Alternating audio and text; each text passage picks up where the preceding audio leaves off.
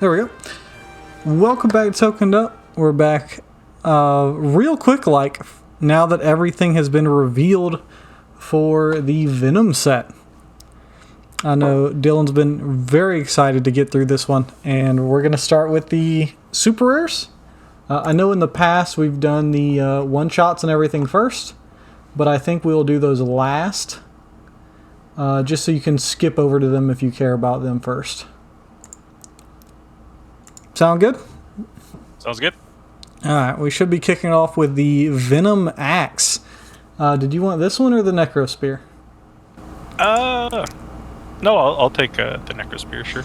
Alright, so we got Venom's Axe, 039 in the super rare slot. It is indestructible like all equipment are nowadays. Qualifying name is characters with Venom in their name. So super fast and loose. Anybody that is Venomized can get it. And then the effect is, when this character hits, choose one. Destroy all equipment equipped to a hit character, or choose an opposing character adjacent to a hit character. That character also becomes a hit target of the attack. Both characters are dealt damage. That's pretty powerful. Anytime you can do multi-targeting. Without bolts? Without bolts. Yeah. Not to mention, you don't need to roll to hit the extra person. Because you're hitting the one you're going for, and then the other person just becomes hit. Now, I'm looking forward to seeing the ruling for what happens damage-wise. Because normally you don't split damage on an attack without bolts, right? But in this case, you can use bolts to multi-target first, then choose a character next to someone you hit that way, and then the third target now, or fourth or fifth, or however many bolts you have, especially because there's a symbiote in this set to give you extra bolts to begin with. Now you're multi-targeting on one front, traditionally, and also getting someone without a bolt. So does the third target take your printed damage? Do they take your like fully modified damage, and then the other two also get split like a normal attack? I don't know. I have no idea how I would rule that, honestly. The target of the attack. So yeah, this gets straight through Mastermind. This gets straight through Senses. It's going to be strong, and I'm looking forward to see what the official ruling is in terms of that scenario, because I imagine it's going to happen a lot. There's not a lot of there's not a lot of characters that do multiple equipment that exist in Modern right now. Like, the most obvious one is Collector, but this doesn't work against him because no one can destroy or unequip his stuff anyway. I like how they worded it for like upcoming characters that might. Yes, I appreciate this kind of wording where they're getting ahead of the game and identifying, you know, what is the best way to approach this to make this not need an errata in the future. Kyle Rayner's got 2 equipment. Yeah, the new Kyle Rayner and Lex Luthor can hold 2. Yep. And I know there's a bunch of people in silver, so that option might come up quite a bit. And specifically, you're not choosing a hit character, so this even works against Rogue. Because you're choosing a section, an either or. But you're not choosing a hit target, you're just destroying all equipment equipped to a hit character. Without the word target or choose, this will hit Prime Rogue. Which is nice, because there's not a lot of ways to do that right now. You have to choose an opposing character adjacent to a hit character, though, right? Yeah, so this second option won't touch Rogue, but if you hit Rogue, you get the first option. Yeah, sorry. Nah, you're all good. But take us to the Necro Spear. So this is Carnage's special answer to the all-black sword, the all-blood Necro Spear. Qualified names are Carnage in their name, so anyone that Carnage Surfer, anyone I didn't even think about that. Name. I mean, it's not great because it gives him Battle Fury, so he can't do his special range. Oh, thank goodness. Yeah, so not great on him, but it's cool that just reaches back and touches any Carnage instead of using the symbiote keyword, because that's a newer keyword. So, but it has Battle Fury Giant Reach 3, double slash. When this character attacks before rolling, you may choose that the result of a 1 and the attack roll is a 6 instead. If you do, the attack is a critical hit. If the attack is a critical hit, remove this from the game. Interesting. So, kind of, you're always increasing your rolls. And Yeah, it's a Orb's trick. yeah. And I guess you're happy enough if it breaks, because that means you got a critical hit. So That, and you could even use To Me My Hammer. So you crit with this, flip 10 points, bring it back, and then you're still good to go. yeah, but yeah, that increases your. You could use To Me My Hammer to pass it to a colossal character too, Oh yeah, because it doesn't have to go back onto the person that lost it. That's crazy. How's that worded then? It's just. You just get to equip it to someone else. Oh, interesting. Yeah, I'll look it up real quick. But what are your thoughts around the Necrospear? You think it's getting play? I think on certain characters that your main goal is just to hit, right? Because now, like your math is huge, right? Oh yeah, like all the different ways to hit like 22 defense right now, or like 21 defense. Having any of those ones that would mean a miss go straight to a 6 means that, you know, that roll of 5 that you're hitting all game, your like 1 and 4 combos are suddenly a 10 attack roll. Because yeah, as soon as you see a 1 come up in your roll, you're like, well, shit, the most I can hit is a 7 now. So. Yeah, and that'll honestly make a really good combo with some of the other one shots from Collector's Trove. Because the one that takes away equipment that needs a 9 or higher, that's going to be super easy to do there. I like when they bring out equipment that's unique, and both of these fit that bill. That's the biggest thing I check. Like when I look at new equipment, I'm asking myself, what does this do that we don't have yet? Like what's unique? And I hope they continue to do this qualifying name thing, because right now it really feels bad to play like an Odin or a Thor, but they're not exactly named that, and so they don't get to wield Mjolnir. So I hope they go with this stylistic choice going forward. Yeah, it's a cool choice. Well, yeah, especially like if they throw Venom's axe on symbiote, then you're missing out on all the previous Venoms. So. Absolutely. Ooh, I'm pretty happy we did it this way, because I get to do Poison Doom. Oh. Cool. So this is a sick outfit, and Doom's outfit is already dope. 041, Poison Doom has Cosmic Energy team ability, Latveria Armor, Cosmic Monster, Mystical Ruler, Scientist. That is a heck of a list of keywords. All of those are fantastic. We have the Orders from Doom trait. Let's see if I can do it right there. Yep. Mastermind. Classic Doom ability here. When Poison Doom uses it, if the chosen character is KO'd, after resolutions generate a 009 hive on click number 1 adjacent to the attacker. So let me double back and look at the hive real quick. So click number 1 is the plasticity, poison, and shape change click. And when hive KOs an opposing character after resolutions, you can flip it up to the big boy clicks. Okay, that's pretty solid. This is going to be on your opponent's turn that you're putting this extra 15 points in front of their face. But dropping a plasticity piece on your opponent's turn inside their force is nothing to sneeze at. We have Energy Explosion. Oh, sorry, the special attack is called We'll Peel Them Apart. Energy Explosion and Poison.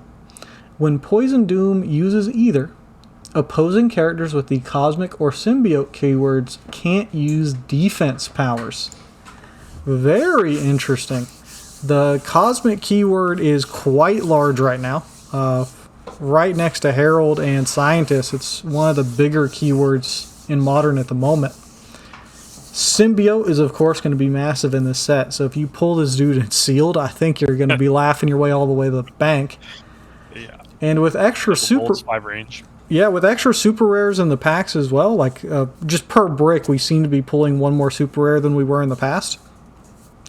You're much more likely to see at least one of these super rares in your battle royales or whatever else you're doing. And then we have the special damage power called They Will Kneel. Outwit, double slash. When an opposing character within Poison Doom's range uses Blades, Claws, Fangs, or Shape Change, Poison Doom may roll a d6. If he does, he may replace the opposing character's roll with his. Now, cool. He doesn't need line of fire. It's just within 5 squares of him. So he's going to make the rest of your offense, or even his own offense, work that much better. But Energy Explosion already gets around Shape Change really easily, as long as your main target doesn't have it.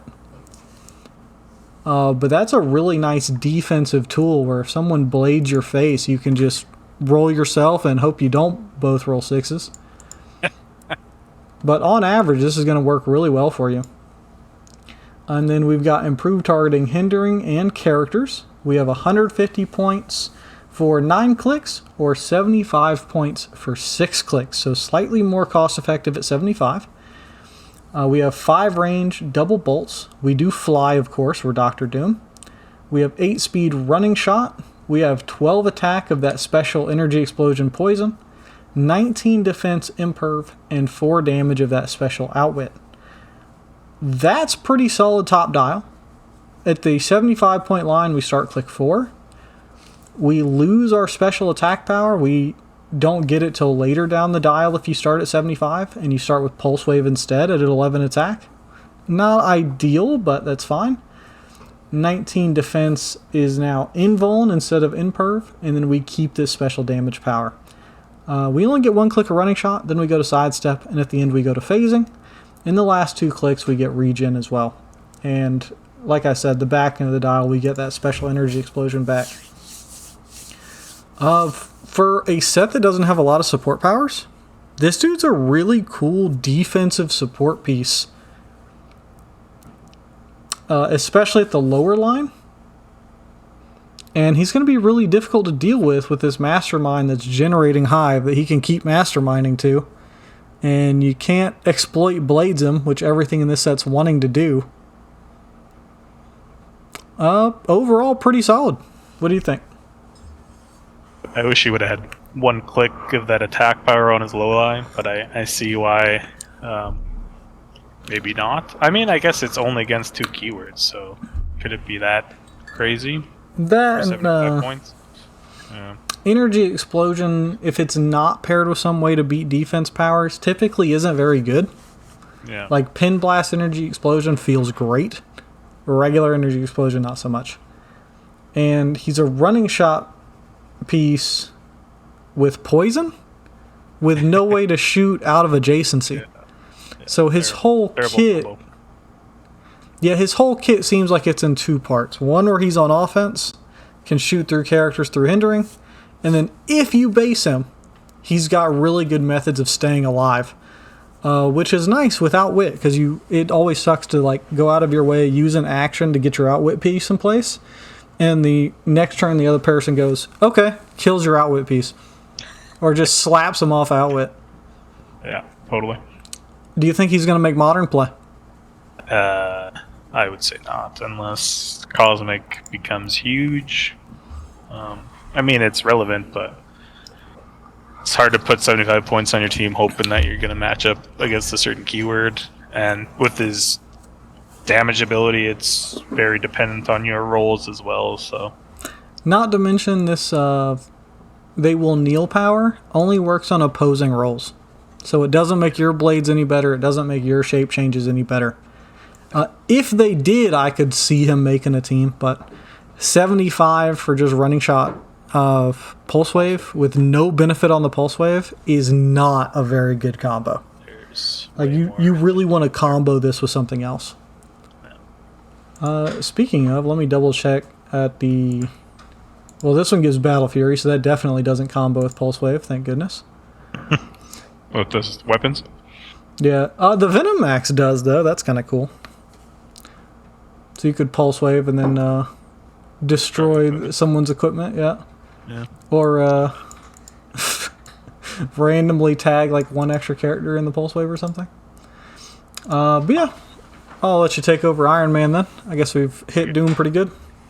We got Iron Man. He is Avengers team ability, which is weird because he is Cletus Cassidy Iron Man.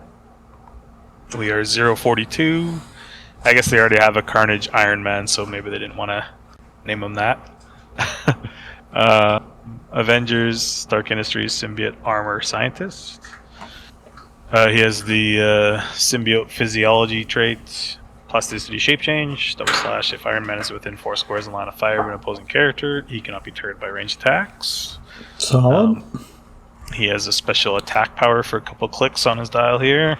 Extrembiote, Dragon Breath, Precision Strike, double slash, range capital, sees through hindering, elevated, and characters. Make a ranged attack targeting each opposing character within range and line of fire along a direct line. Oh, it's kind of split up a little bit here.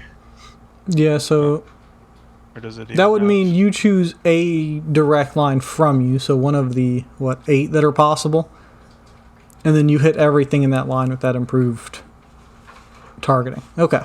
I think I see what they're doing. Yeah, so you don't have to split your damage there, so you can deal 4 to everybody then. That's pretty solid. I like that it's kind of reminiscent of the Prime Iron Man's ability. Prime, yeah. It's a little tough, so you have to get them to line up somehow, but if you do, could be pretty good. Even if you tag just 2 people.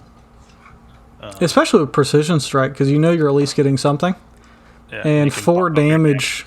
4 damage through all the Census support pieces is enough to kill most of them. Yeah. He has improved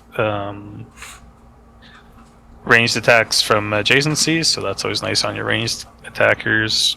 He is 125 and 65. He has a sniper. He's a sniper at 6 range. Yeah, in this set, that's massive. Yeah. He is a flyer. He is 10 running shot, 12 with that special attack power, 18 invincible, 4 damage. And then he has some similar dials here, 2 clicks, then he gets charge, steal energy, impervious, and exploit.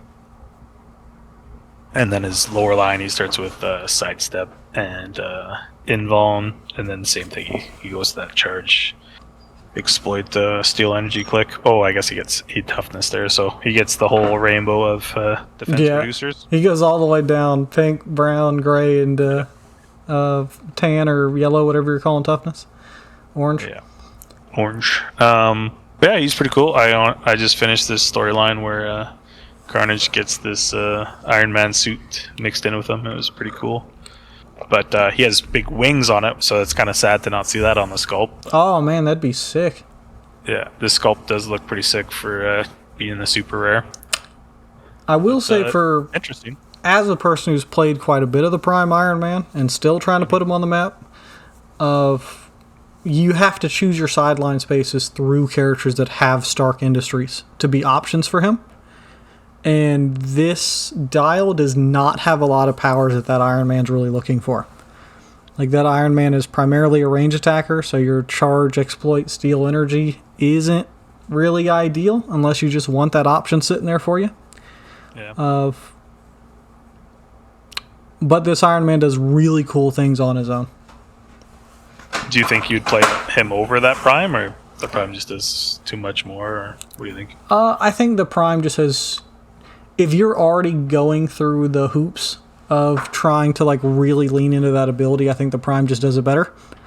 Yeah. But being able to hit multiple characters is a really solid trade-off, especially if you're moving 5. The problem is that usually the enemy's support is lined up horizontally, like on their starting line.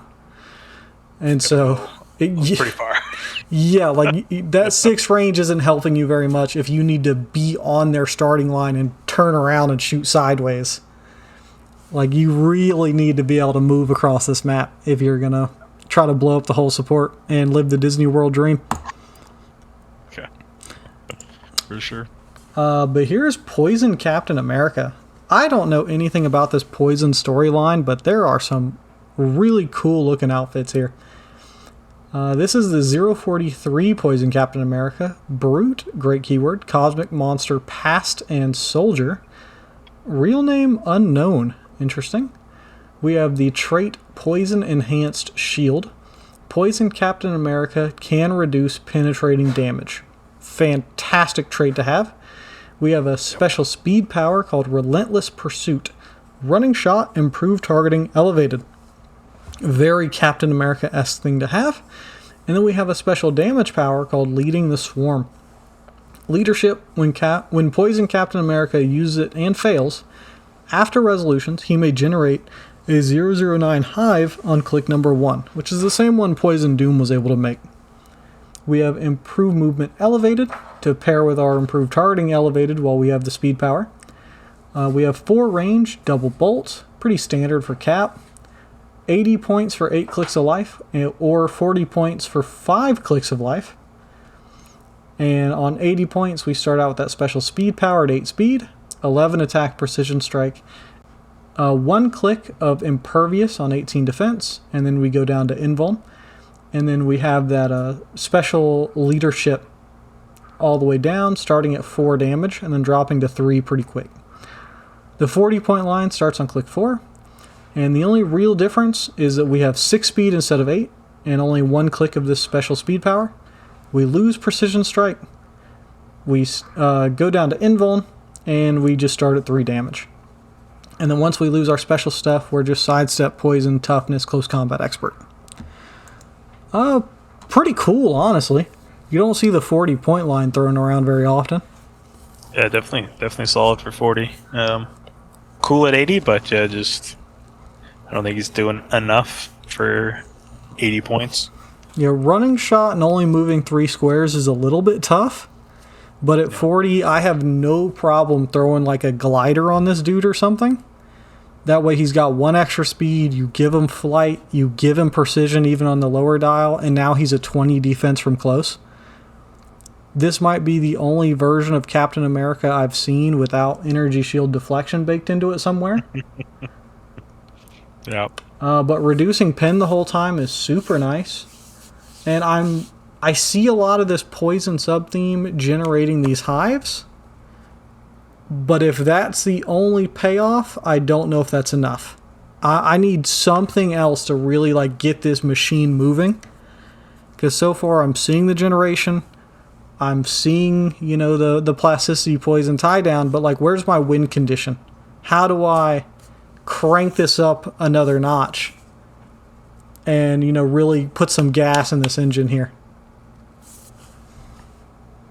Yeah, he's yep. I don't know, maybe I'll just play this whole thing with that Red Lantern battery and then just pass around the red ring for penetrating poison. There you go. Or Sandman. Yeah, Sandman would be great. Yeah.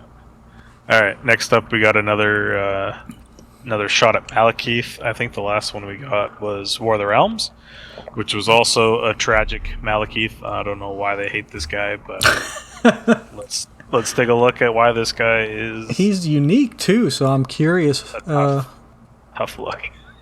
He's Mystics and Cosmic Energy, 044. Asgardian, Symbiote, Brute, Monster, Mystical, and Ruler team ability. Those are great keywords. Or keywords, sorry, yeah. He is unique, as Jay said. He has a trait, War of the Realms. At the beginning of the game, choose a keyword. When Malekith hits a character with the chosen keyword, give that character an action token. Yeah. Interesting. Okay. So it's like a worse version of like the Kree ability, where they're getting like +1 attack and damage. And here you're just kind of slowing the game down, giving tokens. Yeah, but it's only the keyword, right? Yeah. Like just give them in cap. I don't know. Just seems great. Anyways, moving on. He's got the Black Bifrost as a move ability, sidestep stealth, carry 2, //, free place Malekith or an adjacent friendly character that shares a keyword with him up to 2 squares from their current square. So kind of global, not a global, just another sidestep, and then sidestep again. And that's not tied to single base characters. Yeah. So you can sidestep your conks. Oh, sorry, this is a placement, so your multi-base can move up and then pivot. And you can kind of like squeeze out additional speed. That's probably why he's unique. Yeah, for 75, that's quite expensive. There's a lot of things that can do that better. Yeah, that's quite expensive. On the back half of his dial, he has a all black accursed attack power. It's kind of cool. They've done the shared trait through this set, giving the all black necro sword just an attack power to everyone that's wielded them. I wish they would have legacied the old one or brought a new equipment in. Would have been cool to see an update on that. So does the all black necro sword work differently for each person that's held it? Or is this just how each person used it, is these different traits we're seeing? Yeah, it's always the same. It's just, I don't know, they've just putting different spins on it, I guess. Okay. Or whatever they were trying to conquer or whatever. But it's a neat idea. I mean, at least it's baked in, so you don't feel like you're losing out on the character if you didn't pull, the chase equipment or something like that. Yeah, for sure. But it is Blades, Claws, Fangs. When he uses it, he may reroll the result if the target character has deed or held keywords. When Malekith rolls a d6, so this is double slash. Mm-hmm. When he rolls a single d6, so this is not just Blades, Claws, Fangs. If the result is 1 or 2, opposing characters with the chosen keyword for the War of the Realms traits can't reduce damage this turn. Cool. So that's pretty good, but then you have to play him at 75, damage him a bit, and then I mean, he has no reducer up top though. You could definitely do that.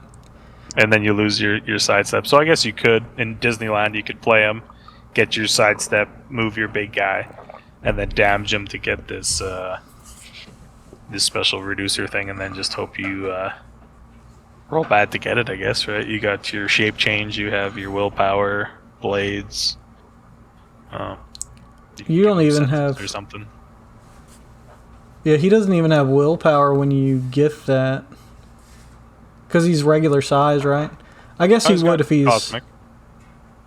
Oh, yeah, you're right. He's got cosmic energy. Yeah.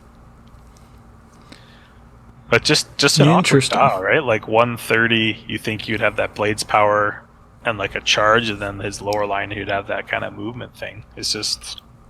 I guess they were... I'm willing to bet, because he's got one single click of precision up top dial. Mm-hmm. I'm willing to bet in the first version of this character, that was his special attack power.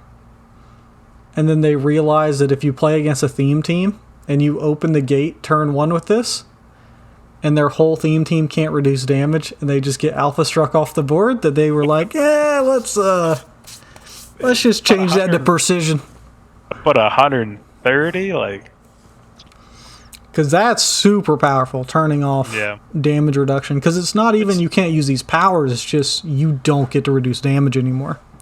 But it's still not guaranteed, right? Unless, you have something that can guarantee a die roll in...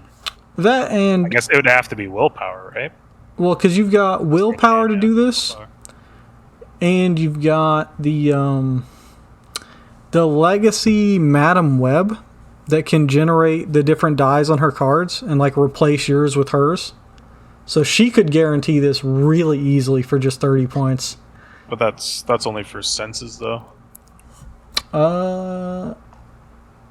Pretty sure. Yeah. Other than that, if you're just trying to get it organically, you've got your willpower, you've got your blades, and you've got a breakaway.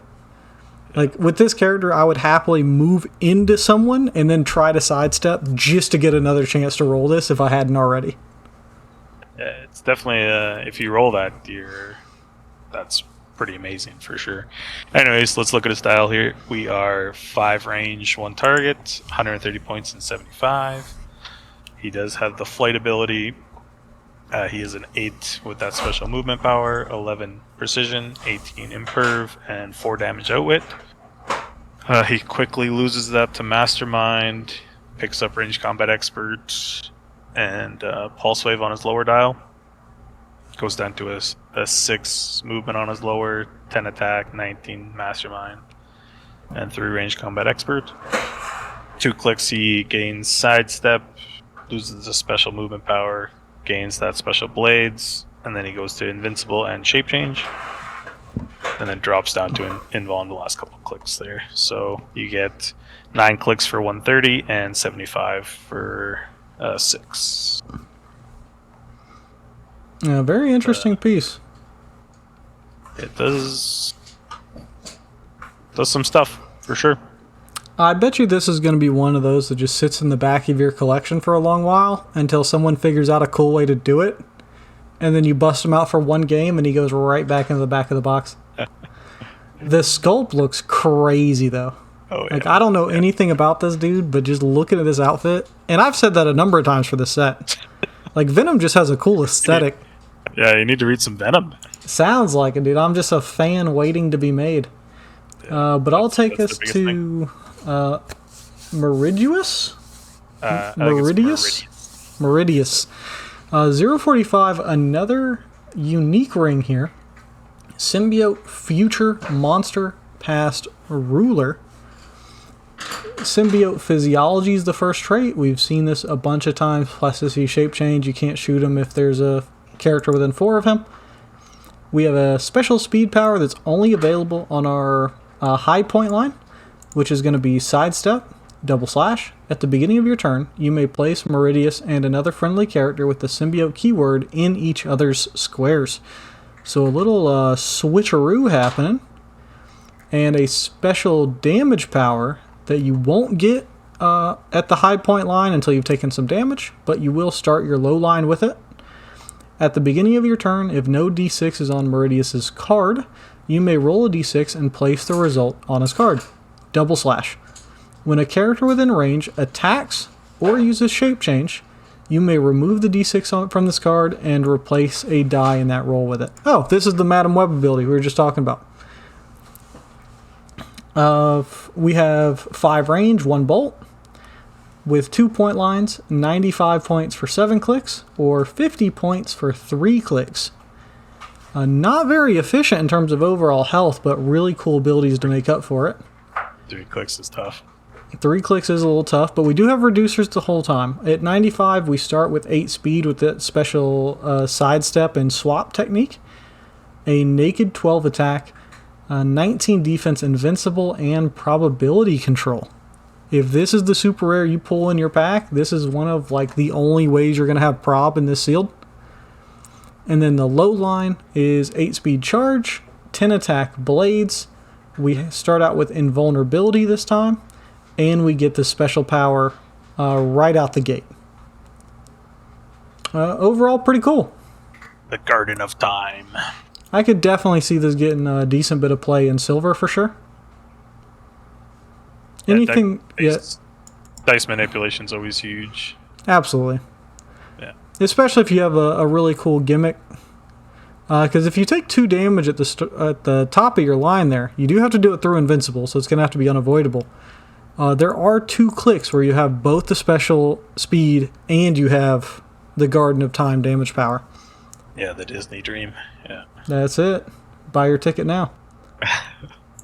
But yeah, it's cool that it's just within range for that special Garden of Time power. So. And 5 range is massive for that kind of effect. Yeah. Definitely pretty cool. Alright. Let's go on to another life symbiote here. We got Lasher, 046. He is Maximum Carnage, Symbiote, Monster, and Soldier. It's awesome that they're bringing that Maximum Carnage keyword back. He has that Shared Life Foundation symbiote trait. So we'll go over it here. Plasticity Shape Change. If at least 2 other friendly characters have the Scientist or symbiote keyword once per turn, Lasher may reroll a d6 he rolled, including in an attack roll. That's nice that they put that little the parentheses just to get you covered. Yeah. He has a special attack power for his whole dial, which is wonderful to see.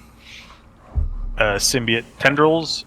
he has Giant Reach 3, Precision Strike, Double Slash. When Lasher hits, after resolutions, you may place each hit target into a square adjacent to Lasher. So he can say, get over here to 3 people. That's crazy. He has the precision to make sure that hits. Which I love to see on characters that need to hit. Like, give them precision. Make sure it hits. Yeah. Get through that stupid super senses, you know? Mm-hmm. But yeah, that is a very cool attack power. I love that. He's got improved elevated end characters, which is wonderful to see as well. Triple bolts, 75 and 50 point line.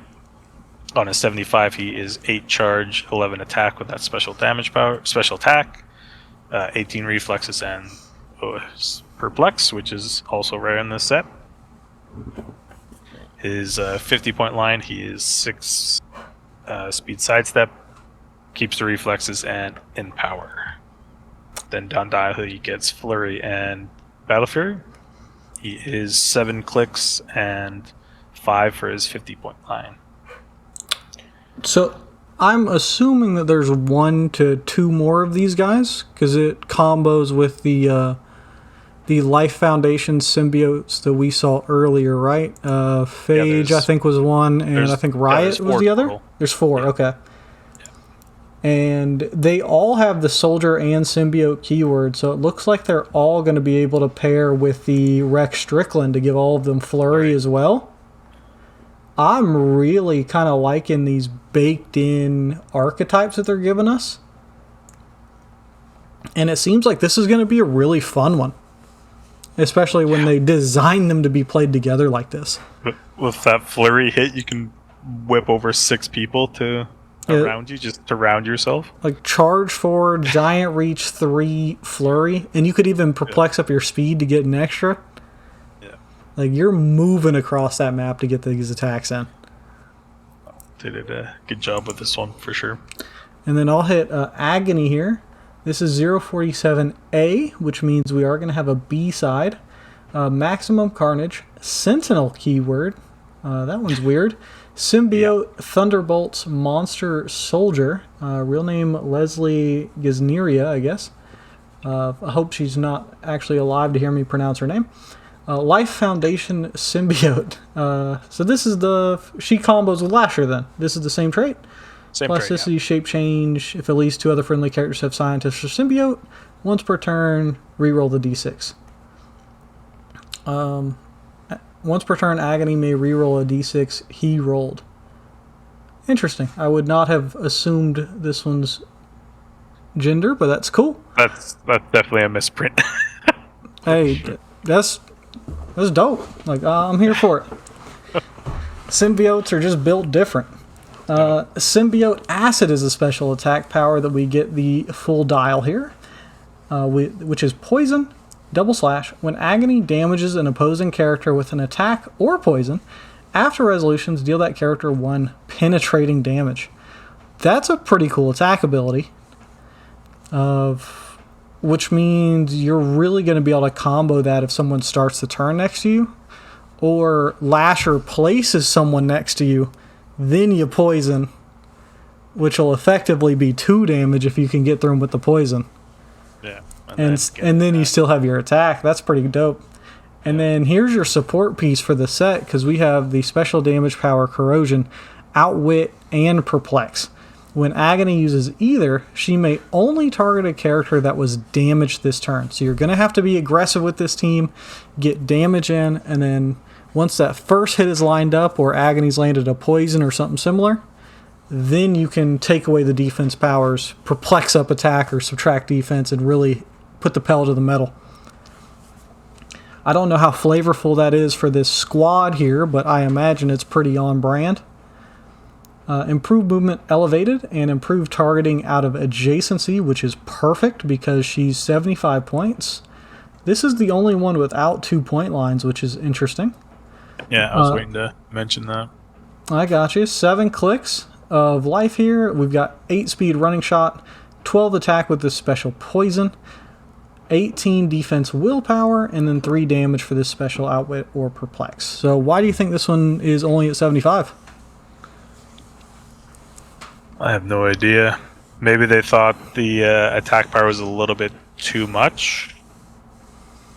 Because the dial is lined up with these first two clicks totally. is like one thing, and then the next are... It's lined up as if she'd have the exact same line as everybody else. Interesting, I bet it was just the combo in that with the sidestep too, right? You can get in sometimes better position than you can with the running shot. Yeah, that's fair. Because even though she can shoot out of adjacency, which is great, she can't actually break away very easily because she doesn't have the improved movement to go with it. Yeah, it's weird. Definitely designed to be 50, but hold it back. I mean, overall, though, very cool. So fast. I wonder if they took away her 50 to prevent other shenanigans with the full team. Because if you play... I think Rex Strickland was also 50. So if you play all of them at 50 and then her at 75... maybe that just worked out a little bit better in playtesting than being able to drop all of them to 50 and then squeeze an extra bit of 25 points on there of whatever. Yeah, could be. Could be. It's tough willpower top dial. I guess you do have shape change, but... Yeah. And they all get to re-roll their shape changes, so it's all good. Alright, take us away for the B side. So we got Green. She is 047B, Maximum Carnage, Symbiote, Wild Pack. I don't think I've seen that one before. Monster and Soldier. I think that's the first time I've ever seen that. I just clicked on it quick. Last time was Earth X for Silver Sable. Fair enough. So not a theme team for Modern is what I'm hearing. What the heck? That's crazy. She has the same trait. Let's just make sure it's the same. Plus the shape change. If to her friend, scientists and symbiotes. Reroll this D6, yeah. She also has separation anxiety as a trait. Mastermind, /, when adjacent friendly character, standard character, is KO'd. After resolutions, you may heal Scream 3 clicks. So that is a pretty wild. That's a very prime ability. You're killing your mastermind. And you're healing yourself 3 clicks. Yeah, because it has to be friendly. Yeah. Interesting. Yeah, it's definitely off the mastermind. You're eating your friends basically. I mean, that sounds pretty Venom to me. Yeah, for sure. She has improved elevated and characters. She is 9 clicks for 75 points, which is wonderful. She is 75 and 50. So at 75 you get the 9 and 6 at 50. So still decent for 50. She is 8 charge, 12 special attack, 18 super senses, and 3 damage special damage power. So let's look at those. She has Sonic Knife, Blades, Claws, Fangs, Giant Reach 3. Yo, none of these guys want that spear. Everyone already has Giant Reach 3. Yeah, it'd just be the Battle Fury to ignore other shape change. Which, that spear is going to rip through this little sub-theme, because all of them are relying on the shape change to stay alive. Yeah. Good luck. She has Giant Reach 3, /. Adjacent opposing characters can't use plasticity or shape change. She doesn't need that's good. Battle Fury. Getting her into plasticity is nice, too. That's awesome. That and a lot of sticky teams. I was gonna say, like, none of these, this Life Foundation theme has a way to deal with the enemy shape change. So now you're sneaking a prime in with the same point line options as everybody else. That's giving you that additional functionality, and very few of them have reducers. So this little heal that you're kicking in is going to be a great way to get the other ones back up to health if one of them does drop. This is very flavorful too, because her main power, as you can imagine, is screaming, which is sound, which is one of the main enemies for symbiotes. So that right through your shape change jelly, you know. I love it when the gameplay and the design space work together in tandem to make tell the story on the card. Totally. They also have 2 clicks of this special damage power. It is leadership. When Scream uses it and fails, after resolutions, you may heal another friendly character with the symbiote keyword 2 clicks. So that's global. Don't have to be adjacent, and it's when you fail. So 2 out of 3 turns. Yep. That's my kind of leadership role. That is pretty cool. So she can heal up her friends, and she can also heal up herself by killing her friends. So if she has the right battery, she can keep healing it up and then healing herself up when she needs to. So yeah, I'm gonna have to play around with these point lines to see like what we can squeeze on here. But this looks like it's going to be a super fun sub-theme, and I know you're trying to collect the whole set, so I might end up borrowing this team from you to put it on the map. Yeah, see how it plays together. Yeah, because that's probably one of my favorite things to do in Clicks, is to take these like pre-baked in ideas and just have some fun and see, you know, where the designers are at. Put them all on the map. Yeah, but I'll go to the next one. Oh, sorry? Oh, I was just going to go through it a little bit. Yeah, go for it. Just charge 8 on both dials. She gets senses on top. At 50, she gets reflexes, and then the last 2 clicks, she's just a flurry. But she is a 12 blades battle fury. So if you give her some steel energy, she could heal back up off those top clicks back onto her special. Yeah, luckily there's an easy way to get steel energy onto symbiotes. Yeah, big time. But yeah, cool prime. Very, very cool. I like the ones that just fit in their own themes. But I guess I'm taking away now for 048 Codex. Honestly, kind of looks like the MCU Bucky Barnes with just like the outfit, but yeah, totally. We have the Cosmic Energy Team ability. Symbiote Cosmic Monster Ruler are our keywords. Our real name is Dylan Brock. And our special trait is We Are One Hive. This may have been what I've been looking for. Let's find out. Power action. Choose another character with a symbiote keyword within 4 squares. If it's opposing to your force, it becomes friendly to your force, and immediately after resolutions, it reverts forces. Move the chosen character up to 2 squares, and then it may make an attack. So this is just a power action mind control of another symbiote. Or, if it's friendly, you're just getting to squeeze out another attack with your own symbiote. So this is back in the day, you used to be able to mind control your own team to like kind of do some cool stuff. This is a cool shout out to both those old mechanics, and I'm assuming this is probably something similar to what Codex does in comics. Yeah, just controlling all the symbiotes. This is Eddie Brock's kid. Ah, okay. We have the symbiote physiology trait, which we've seen. Plasticity, shape change, can't target with range attacks. And then we have a special attack power called All Black Prince in Black. Blades, Claws, Fangs. When Codex uses it, he may re-roll the result if the targeted character has the Deity or Herald keyword. Very similar to the other All Black trait. Double Slash. When Codex rolls a single d6, if the displayed result is a 1 or a 2, after resolutions deal 1 penetrating damage to an adjacent opposing character. So you really want to get in the action here with Codex, get in someone's face, hold them down with plasticity, and either beat them to death yourself, or use that power action to use your big attacker to just keep wailing on someone. Because you don't need line of fire with this, it doesn't look like.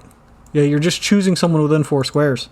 So it doesn't matter how tied up into the thick of the fight this guy is, you've always got this power action to go. And then let's see. We have 180 point line here for 7 clicks of health, so a little bit below average here, but with shape change and all this other stuff going on, I think that's fine. We have standard speed power here. Standard speed symbol, sorry, we're not a flyer. 8 speed charge, 11 attack with this all black special Blades, Claws, Fangs, 18 imperv, and 3 damage leadership. So here's one of the few symbiote leaders we have access to. And this is a pretty sweet package here. We eventually lose our all black special attack and go to like a sidestep pulse wave piece. But we always have a reducer, we have leadership for half the dial, and sporadically we get exploit. And I like that with our symbiote physiology, we can make a shape change on their turn. Or if we happen to fail the shape change and roll a 1 or a 2, after resolutions, assuming we're still alive, we're going to be able to ping someone for a penetrating damage. Yeah. So you kind of have bootleg mystics, or you don't get hit at all if you make the shape change. The only bad options are a 3 or a 4. I mean, that's pretty good. Yeah, it's solid. It's definitely cool to see a special power like that. Would have been nice to see a lower line, but I see that's a bit too strong maybe to see a 40 Yeah, or 50 point line. Dude, if you put this trait on something that was like, low points, Yeah, it'd go insane. yeah, for sure. I definitely think made that has some modern playability, though. They could have made it an attack power and put it only on his top dial too, but That's true. But this way you can do it no matter like where you're at on the dial. You can't get hit off of like your main thing, which I really like. yeah, that is also a nice trade-off for sure. It's just tough, some of these higher point figures to get play. Like this next one, 95 points for Host Rider here. He is Mystics, 049. Symbiote Monster Mystical. This is one of the few that only has a couple keywords. All good ones, though. This is Robbie Reyes. He is Ghost Rider. And he is riding a symbiote, I guess. I've never seen this, read this comic, so it's kind of cool.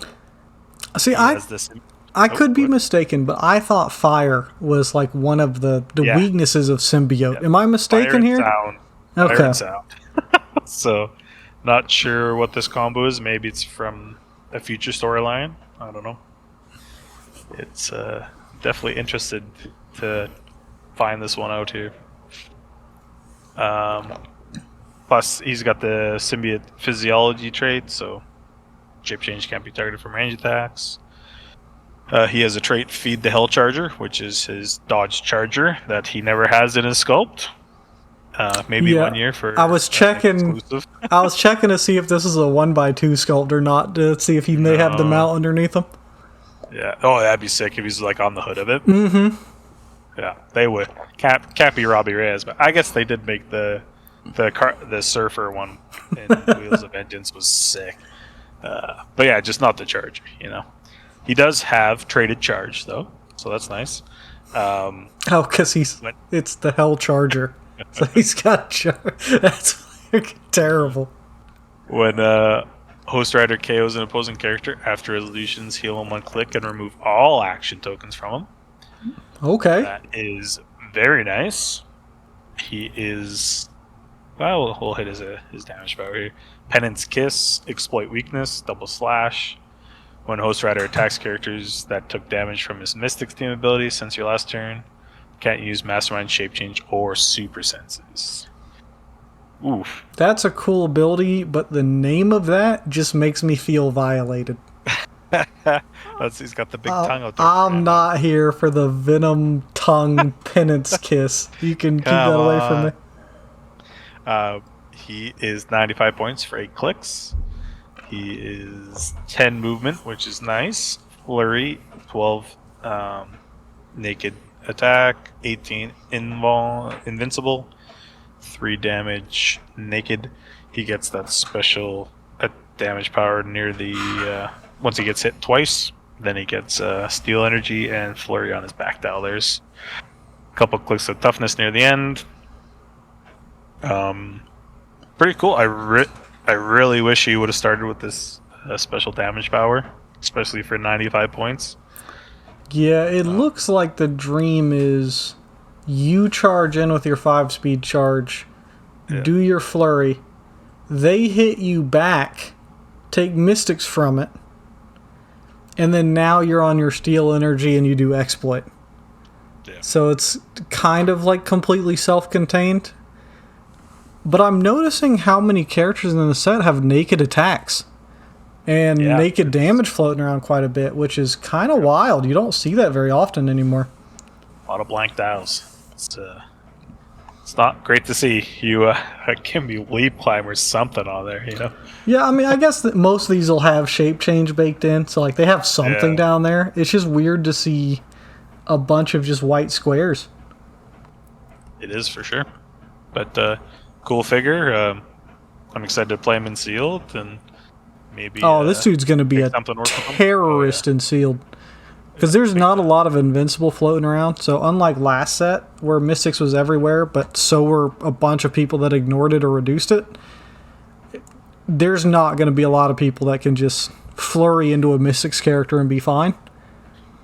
High attack values do 12, 11.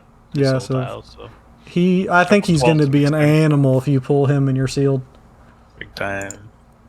I'll go ahead and take it with 050A Scorpion. This is Sinister Syndicate team ability and Masters of Evil team ability, both very, very good. We have Masters of Evil, Sinister Syndicate, Animal, Armor, Brute, Detective keywords.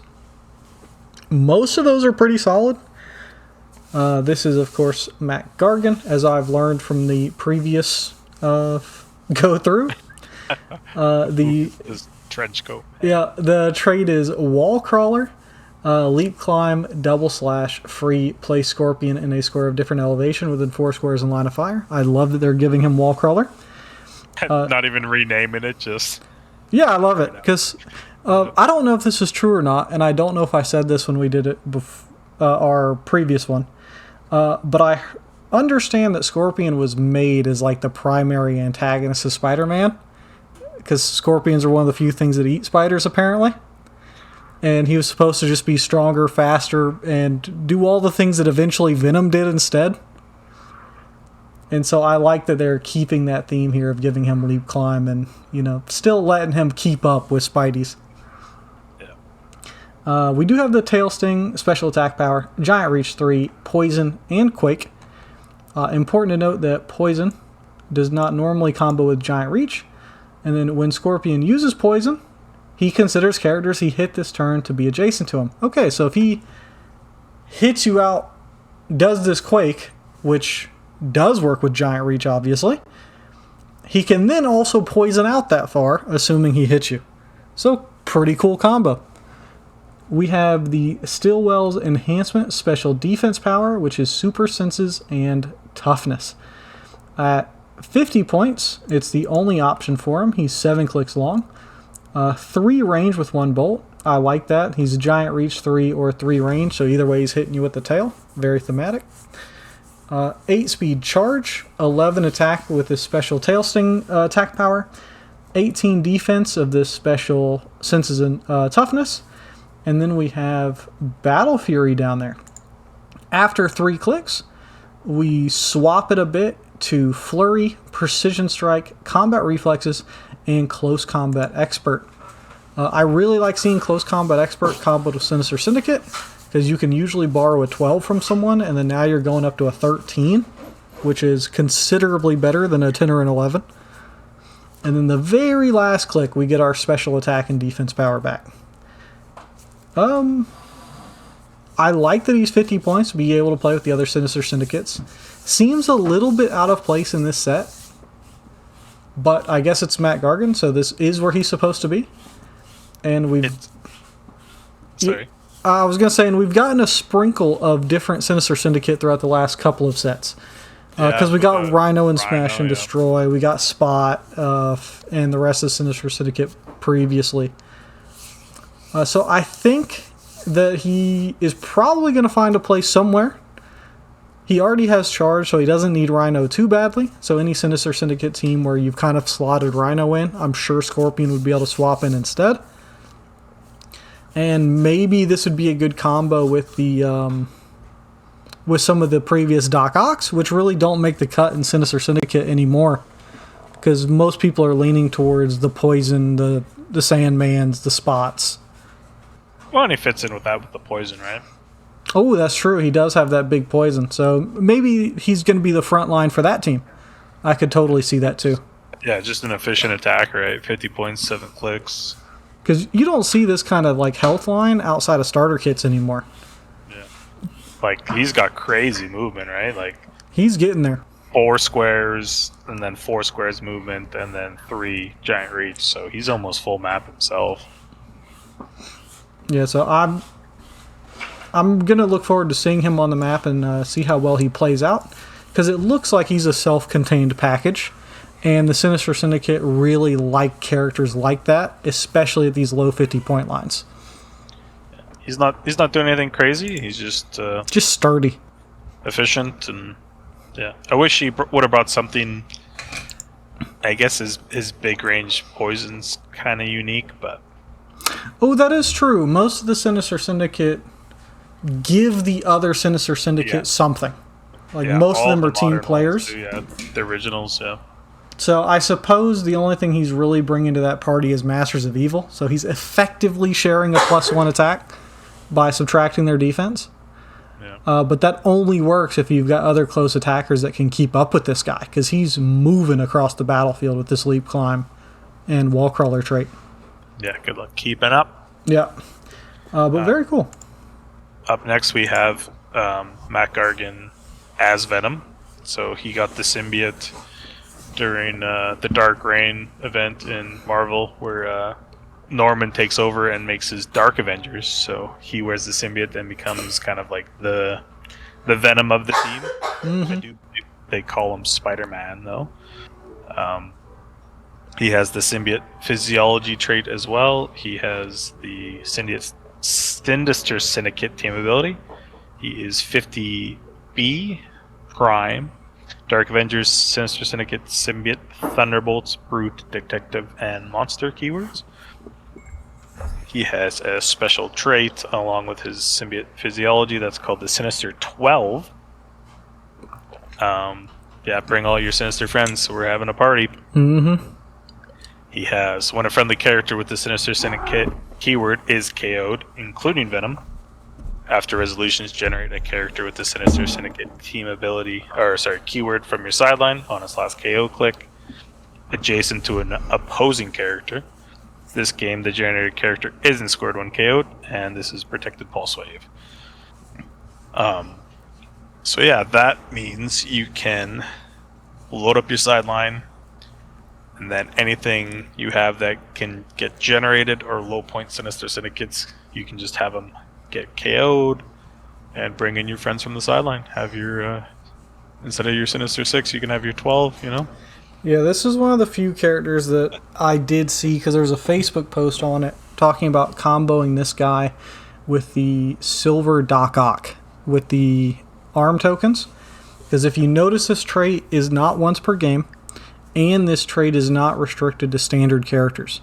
So the Ock Arm bystanders that are easy to make in silver are immediately going to be able to grab 4 people off your sideline and throw them adjacent to your opponent wherever they are. So you could just slingshot someone from down the field very, very easily. Get cross map with literally anyone with Sinister Syndicate. And currently, if you make a bystander, they have your keywords. So you could give someone like Mysterio a Red Lantern ring or a Yellow Lantern ring to give them Perplex. And now you can power action make a bystander that becomes a Sinister Syndicate, because it's got the same keywords as the one who made it. Run that bystander 6 squares away, and then bink, I'm going to take my Spot, I'm going to take my Rhino, I'm going to take my Mysterio or my Superior Spider-Man or whatever it was, or Superior Ock. Yeah. Place them all the way across the map in your face. You don't score any points if you KO them. If you're next to a heart-shaped herb, they're going to heal at the end of the turn. And guess what? It happens immediately. So I take 1 action to make my construct, 1 action to run it away from me, and then my 3rd action is punching you at this person from all the way across the field with whatever they do. Stealing energy or... Yeah, or they were generated there, so we could poison first, then we could quake. Yep. I mean, if I generate this Scorpion there, his last non-KO click has his giant reach 3 poison quake. So if I generate this Scorpion in your face from out of nowhere, you're just going to sit there and eat it. Take it. So I'm really hoping we get a non-bystander caveat to this ability. Yeah. To easy errata to standard. Yeah. I hope. And I don't even want them to just do standard, because if you put like a destroyer armor on somebody, they're no longer standard because now they're giant. Yeah. Just give me non-bystander. Like, make this harder to abuse, please. Because in modern, your sideline spots are very special. Like, there's so many good one-shots that have changed the game. In silver, you have so much more space.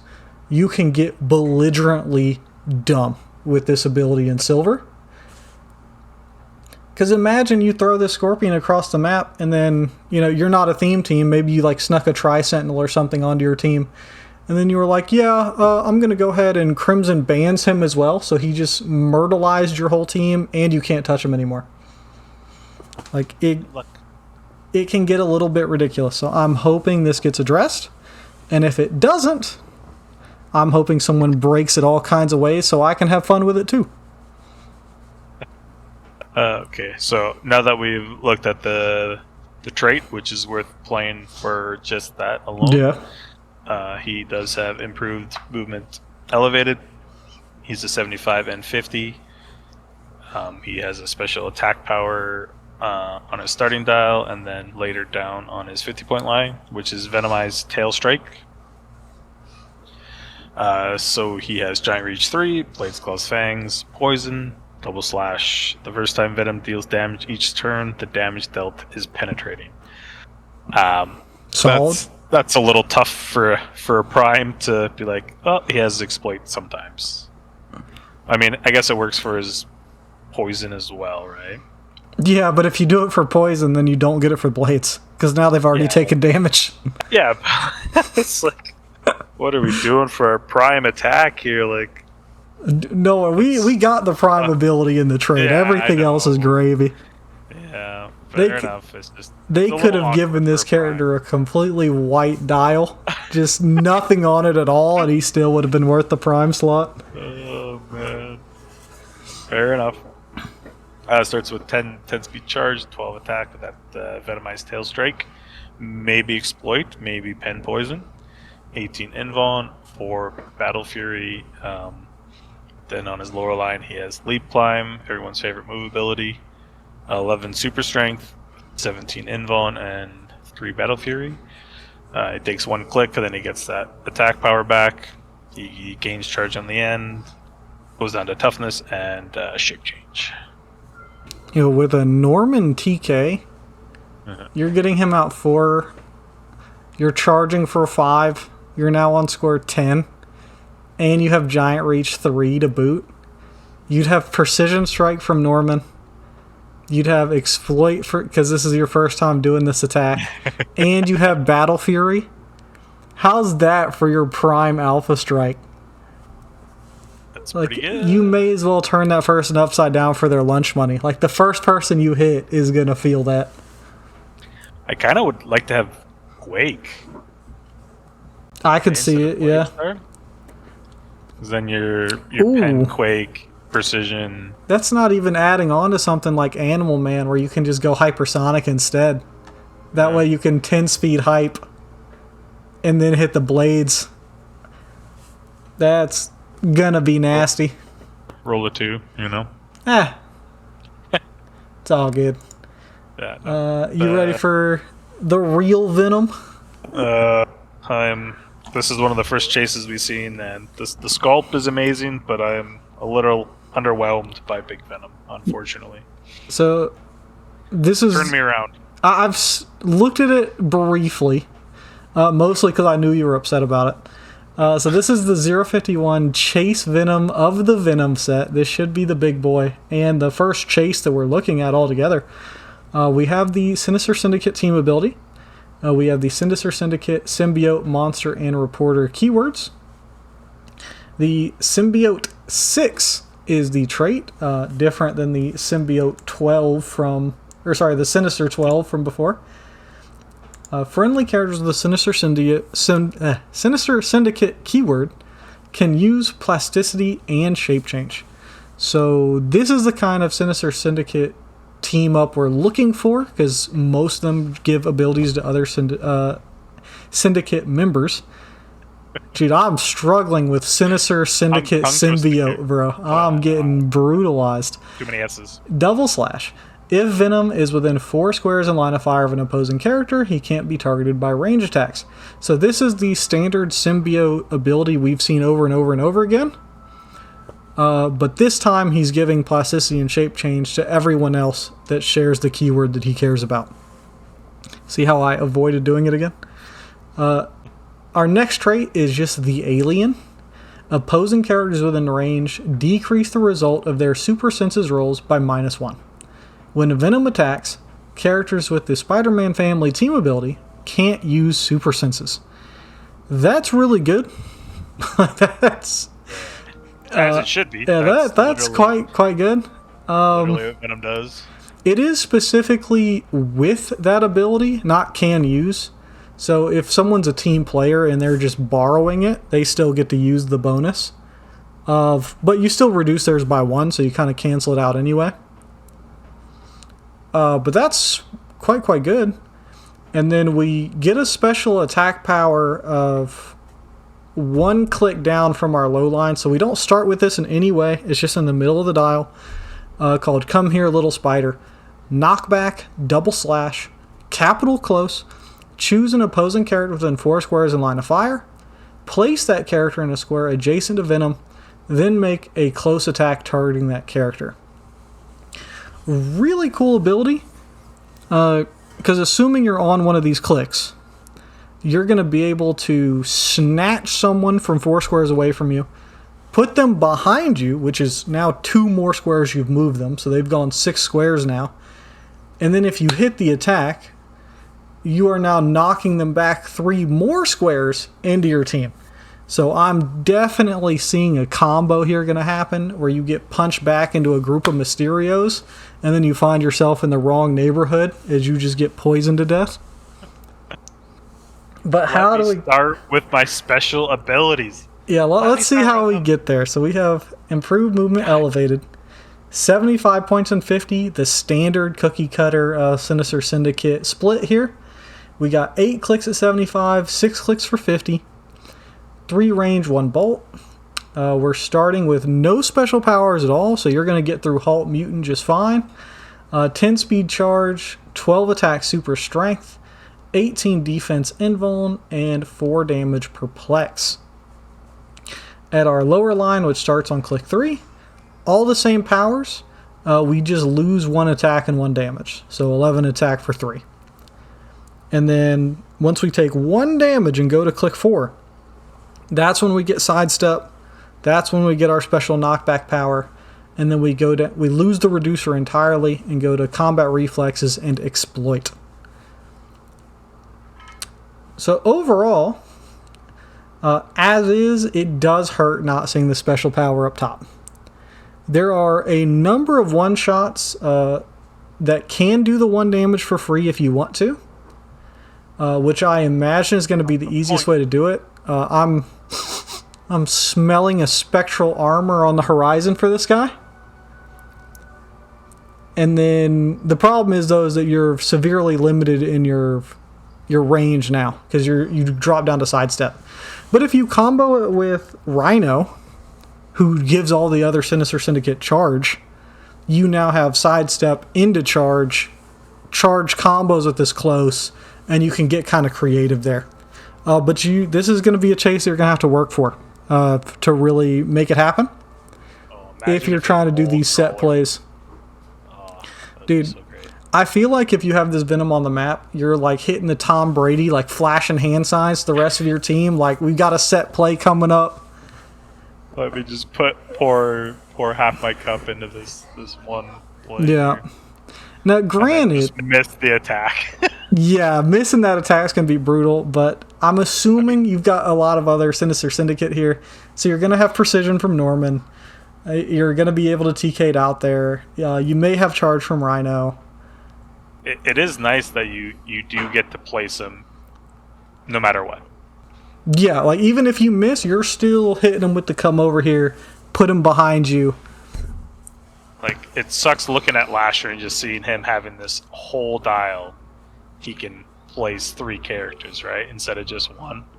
He does have to hit it, though. He does have to hit it. And he's only got like an 11 attack. So these prime rogues that are running around, like, Lasher's not touching her. Let's be honest. Venom's 11 attack, too. He is. But he does have Sinister Syndicate. He can trade for a 12. At his top dial, he is the 12. So you can give that 12 to your range attackers. You can give it to your spots. You can perplex up spots attack because he's one of the only ones with perplex on the dial. And then when they get too close, bang, here comes Venom. Yeah, don't get me wrong. He's hitting the map. I just wish he was you want him to be an all-star, right? You want him to be the star of the show? Not that. Just like, I don't want to think about putting him on my Sinister Syndicate team. I want him to have a spot, right? Yeah. It feels bad having to cut the main character of his own set that wants to play with his other friends in this other set. Right? Yeah, it's like, give me an instant include. Like, yeah. Even if, because like so many of them already have shape change, even so. Yeah, all the ones that are primary at the moment, the poison package, all of them have it. Yeah. So, it's really the melee ones that benefit from it. Plasticity's nice for like the. I don't think the Mysterio goons have those, so that's great for them. Yeah, they've got mind control up top. Yeah. So that does turn them into plasticity, mind control, poison pieces with shape change now, which is kind of nuts. Mm-hmm. But take us to take us to Old Man Venom. So we have Old Man Venom. He is team player 052, symbiote, Weapon X, animal, future, martial artist, and monster. Wouldn't be a Marvel set if we didn't get Wolverine in there somehow. Yep, gotta be. I didn't realize there was an Old Man Venom to begin with. Like, I thought there was only one Old Man Logan storyline. This is from, they went a little nuts. Everyone gets the Venom symbiote, you know? This is from a storyline where it's just... It's like the glitter of the Marvel Universe. Once it gets somewhere, everybody has it. Yeah, gotta Venomize them all, baby.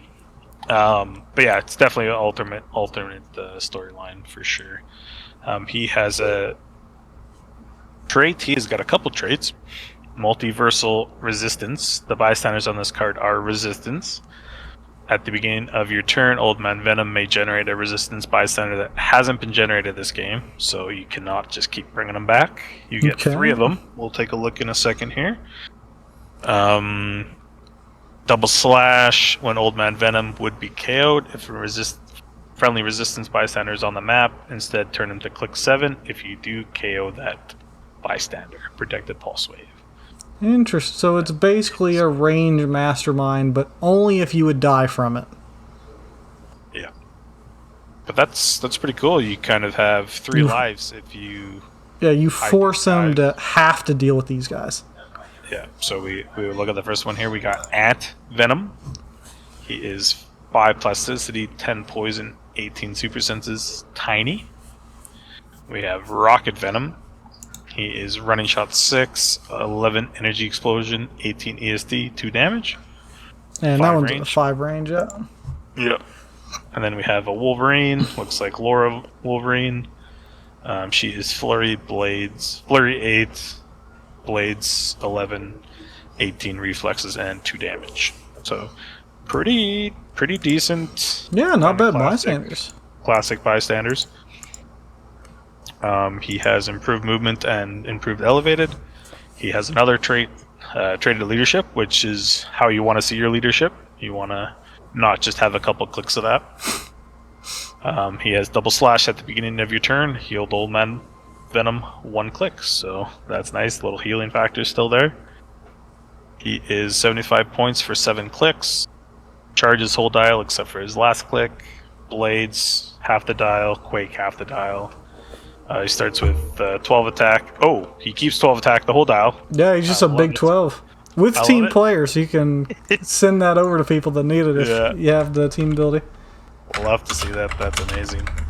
19 imperv, 3 damage, shape change, and then he goes to Invuln and then last click of regen there. So pretty standard dial there. Great for your alt mutant to get through there. And 5 speed charges, pretty good. Improved characters. So yeah, cool basic charge piece that's going to be hard to put down.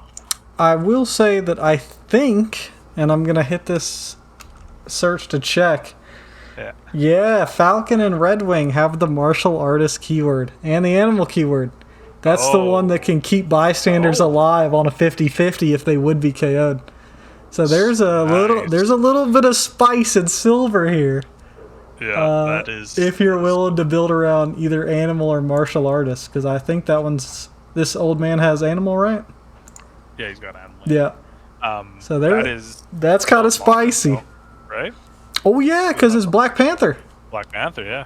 So yeah, there's a little bit of cook going on here. And how many points? 40? Yeah, he's only 40. And he free TK's a bystander, so you can really move that flurry one around if you want. Yo, that's kind of nasty. That's pretty cool. I love that there's like certain team building pieces that just stick in the back of my brain, where as soon as I see something, I'm like, ooh, let me riffle through my mental filing cabinet. I got something. Let me put that on there. Oh, I'm so glad you get to do Poison Thanos and sell me on this, man. Okay, I haven't seen this guy yet. I see Unique Ring, which automatically tells me something's going to be broken. Sorry, I just want to bring go for it. All the Venoms we look at can also get that Venom Axe for free. Yeah. Just think of that when you're looking at the Venoms as well. So that is another huge thing for those guys. Yeah, which is awesome for any Venom coming up. Yeah, I'll double tap the Venom Axe again just to remind people. This is the one where you can, hit someone and the other person is dealt damage, which I'm pretty sure if you hit blades. Yeah. Actually, you wouldn't be able to, because blades, it has to be a single hit target. Like blades as a power, I think is limited to one hit target. Either way, though. Still a very cool thing to just be able to break all your opponent's stuff with a 12 attack. Yeah. But let me get Poison Thanos here. I'm a fairly big fan of most major villains. I don't know why. I'm just attracted to them, I guess. So let's see how good this guy is. Maybe this is what Poison's missing from the engine we've found so far. Unique Ring, 053. We have the Underworld team ability for Thanos. Maybe he's hitching a ride on that galactic ship he brought to Earth in the movie. Or maybe it's the Thanos copter he's flying people around on. We have the Cosmic Energy team ability. Minion of Thanos, Cosmic Deity, Monster, Ruler, and Warrior keyword. Warrior keyword's nice because that means we get access to a lot of the D&D equipment. We have the Hive Commander trait. Plasticity, Shape Change. At the beginning of your turn, generate a 009 Hive on click number 1. Pretty solid. Automatic generation, no strings attached, you just make it. Second trait, we poisons will conquer them all. Friendly characters with Hive or Poison in their name have Underworld TA, which is fantastic for shuffling around characters across the map so they can carry each other if they don't fly. And when they use Poison, the damage can't be reduced below 1. This is definitely the engine that makes it all tick, because otherwise your whole team is beaten by toughness, which is never something you want to hear. We have a special attack power that's only available on our top line, which is 1 by 1 they fall. Poison. When Thanos uses it, he instead deals 3 damage to characters with the Cosmic or Symbiote keyword. You're joking. It's good against 2 keywords. Oh, yo, I misread this so badly. Oh, what'd you... In my brain when I read this, I read that you globally dealt 3 damage to everyone with those keywords. Oh, when he poisons. Which would kill all the hives immediately. And I was like, why would you want to do that? Okay, but when he poisons, everyone that would normally be hit by poison, if you happen to have those keywords, you take 3 damage instead of the 1 damage of poison. And his ability doesn't give penetrating poison, it just says it can't be reduced below 1.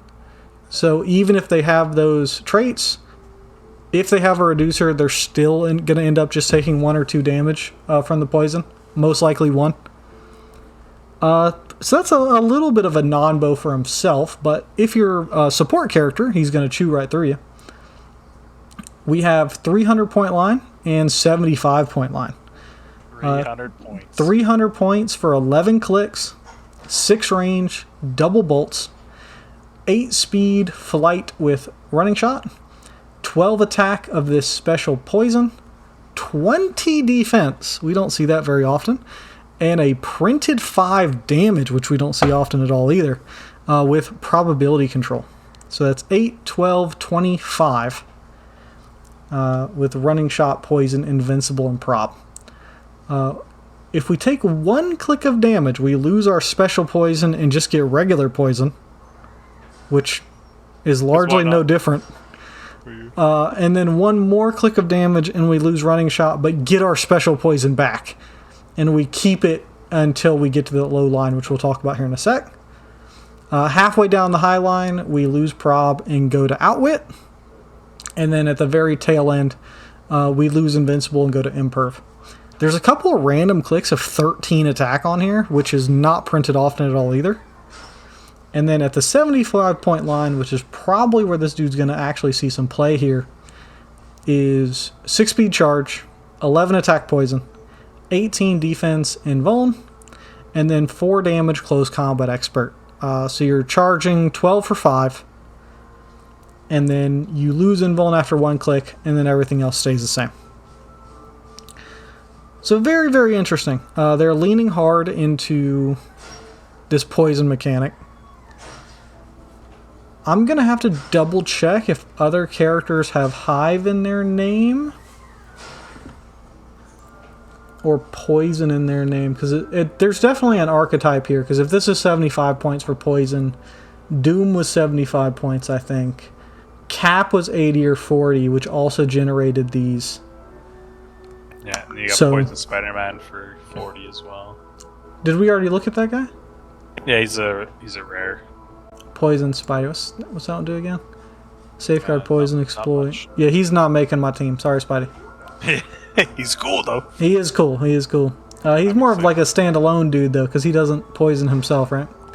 So it looks like what we're trying to do here is generate the hive with of poison cap, failing leadership. So 2 out of 3 turns, poison cap's going to make it. Thanos is going to make them every turn. And then Doom's making it off KOs, I think, right? Yeah, Doom's making it when he masterminds to a hive of, well, if he masterminds to someone and they get KO'd, then he generates another hive. So he replaces the ones that he kills for this mastermind. I can see the point on like turn 4 where suddenly you have more hives than anything else on the board. Can't be reduced below 1. Poison, poison, poison. They all have plasticity. And Doom is going to be in the middle of your team just hitting pulse waves, I guess, and just not caring if something dies because they're all hives with 3 clicks anyway. Bleeding your points. Yeah, so I mean you're not playing Thanos at 300 points? Probably not the first time I play him. When I borrow this from you, I'm definitely going to just go full poison, full hive, try to make it work. And then let's take a look at this Thanos here. And let's compare him to the common Thanos, and let's see what this looks like. So bad for 300 points, man. So 11 clicks of health for our Chase is the same as the 11 clicks of health for the 012 common. The 012 common has triple bolt 6 range. Our Chase has only 2 bolts. Our common has 10 speed hypersonic. We're looking at 8 speed running shot. We've got 12 attack poison. Our common has 14 attack precision.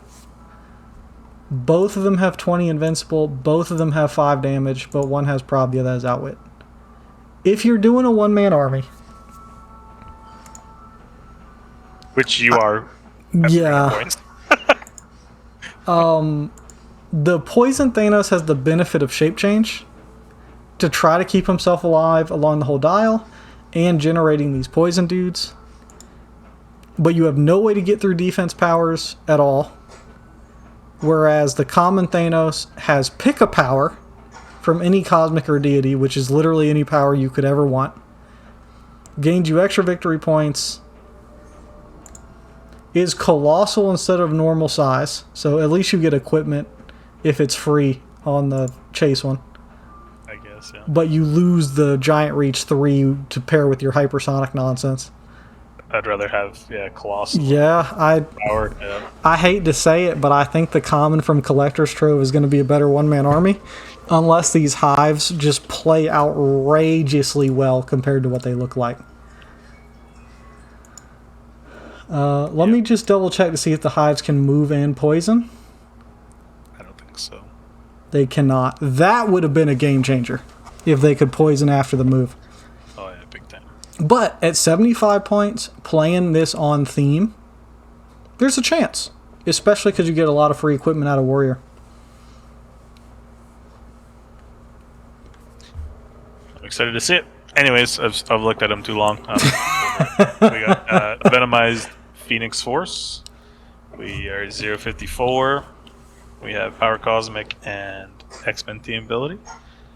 Phoenix Force, Symbiote, X-Men, Cosmic, Deity, Monster, Ruler keywords. Great keywords. This is, of course, Jean Grey. She's got a couple traits. Omega Symbiote, plasticity shape change. When she uses shape change, increase the result +1 for each time she uses shape change this turn. So she's hitting that shape change. Yeah, so you really want to hit her hard that first time, it looks like. Yeah, she's got 10 clicks, so... Or just use your Battle Fury pieces after the fact. Yeah. She has another trait, Queen in Black. I love seeing that stuff, though, like something different, right? Yeah. I don't ever recall seeing that kind of shape change. It's still cool after the game's been out this long to see new powers, new spins, you know? That, and it makes these characters that are like very standout characters that look impressive on the map, like the sculpts are amazing and seem very flavorful, like you'd know that more than me, that shapes the game to their abilities. Like you have to respect what they're doing because they're doing something different and unique. Alright, next one. She's got Queen in Black, Leadership Poison. Mind Control is free, but only to target characters damaged by a character with this symbiote keyword this turn. So it's nice always getting a free Mind Control. Yeah, it's traded. Off of anyone with the symbiote key word hitting, so that's also great. Doesn't have to be just her. And traded leadership is nice, because I hate losing leadership halfway through a game. Yeah, it is not what you want to happen. She has improved targeting, which is nice to see on Mind Control pieces, elevated and hindering. She has a special attack power in the middle of her dial. Many hungry mouths to feed. She has Steel Energy, Telekinesis. Double slash telekinesis is free, but only to target a character with the symbiote keyword, so that would be herself as well. She has triple bolts, awesome. 150 points, so she is half of your modern team. She's got flight, 8 speed running shot, 12 damage or 12 attack pulse wave, 20 invincible, and 4 outwit. She goes down to 19 after 1 damage, and then after that she has flurry for 6 clicks, which is awesome. That's nuts. That special steel energy for all those clicks of flurry. She, along with that, she has imperv 18s and a couple clicks of exploit in the middle. Then she ends off with her running shot, pulse wave, invincible, and outwit on the back of her dial. Very symmetrical dial. Beginning, end. So yeah, a great, cool piece. I love having access to free mind control and TK. You have options, right? Yourself and your teammates. Someone that wants to play symbiote keywords. You got a lot of options. Especially free TK yourself with that improved targeting on your flurry clicks. Yep. So that is the equivalent of like a charge that just has those improved movement capabilities. Yeah, the place. Well, yeah. Yeah, you just TK yourself and then flurry in someone's face. It is a great piece. So I'm excited to play this one for sure. Which is a nice change from the last one here. I like that she's X-Men. So that she's got the pseudo stop click of the Ambessa on the sideline. She's also got the Phoenix Force trait, so you could have her have the Phoenix Force actually attached to you. Yep. I guess she already has traded poison, so not too crazy. Yeah. But I like that the Venomized version of the character combos with all the things that character cares about. Mind control, TK, you got your shape change. And this mind control is not limited to a target. So if you hit multiple characters and deal damage to them, you can triple target. Yeah, you can triple target the mind control. You don't see that very often anymore. Anything else you want to say about her? Nope, she's awesome. I want her. She's dope. A couple days, a week. We've got Hybrid 055, another unique here. This is a lot of uniques in the chases. Yeah. This is New Warriors, Symbiote, Monster, Police, and Soldier. Okay. Scott Washington, not familiar with them. Trait must find other. Okay. Sideline active.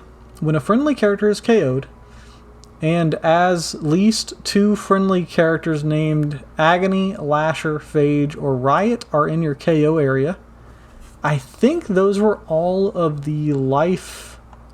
Yeah, so this symbiotes. Is a big Life Foundation. Okay. This is a big collection of them. Because it's named Hybrid. It's all of them together. Okay. Yeah. I got it.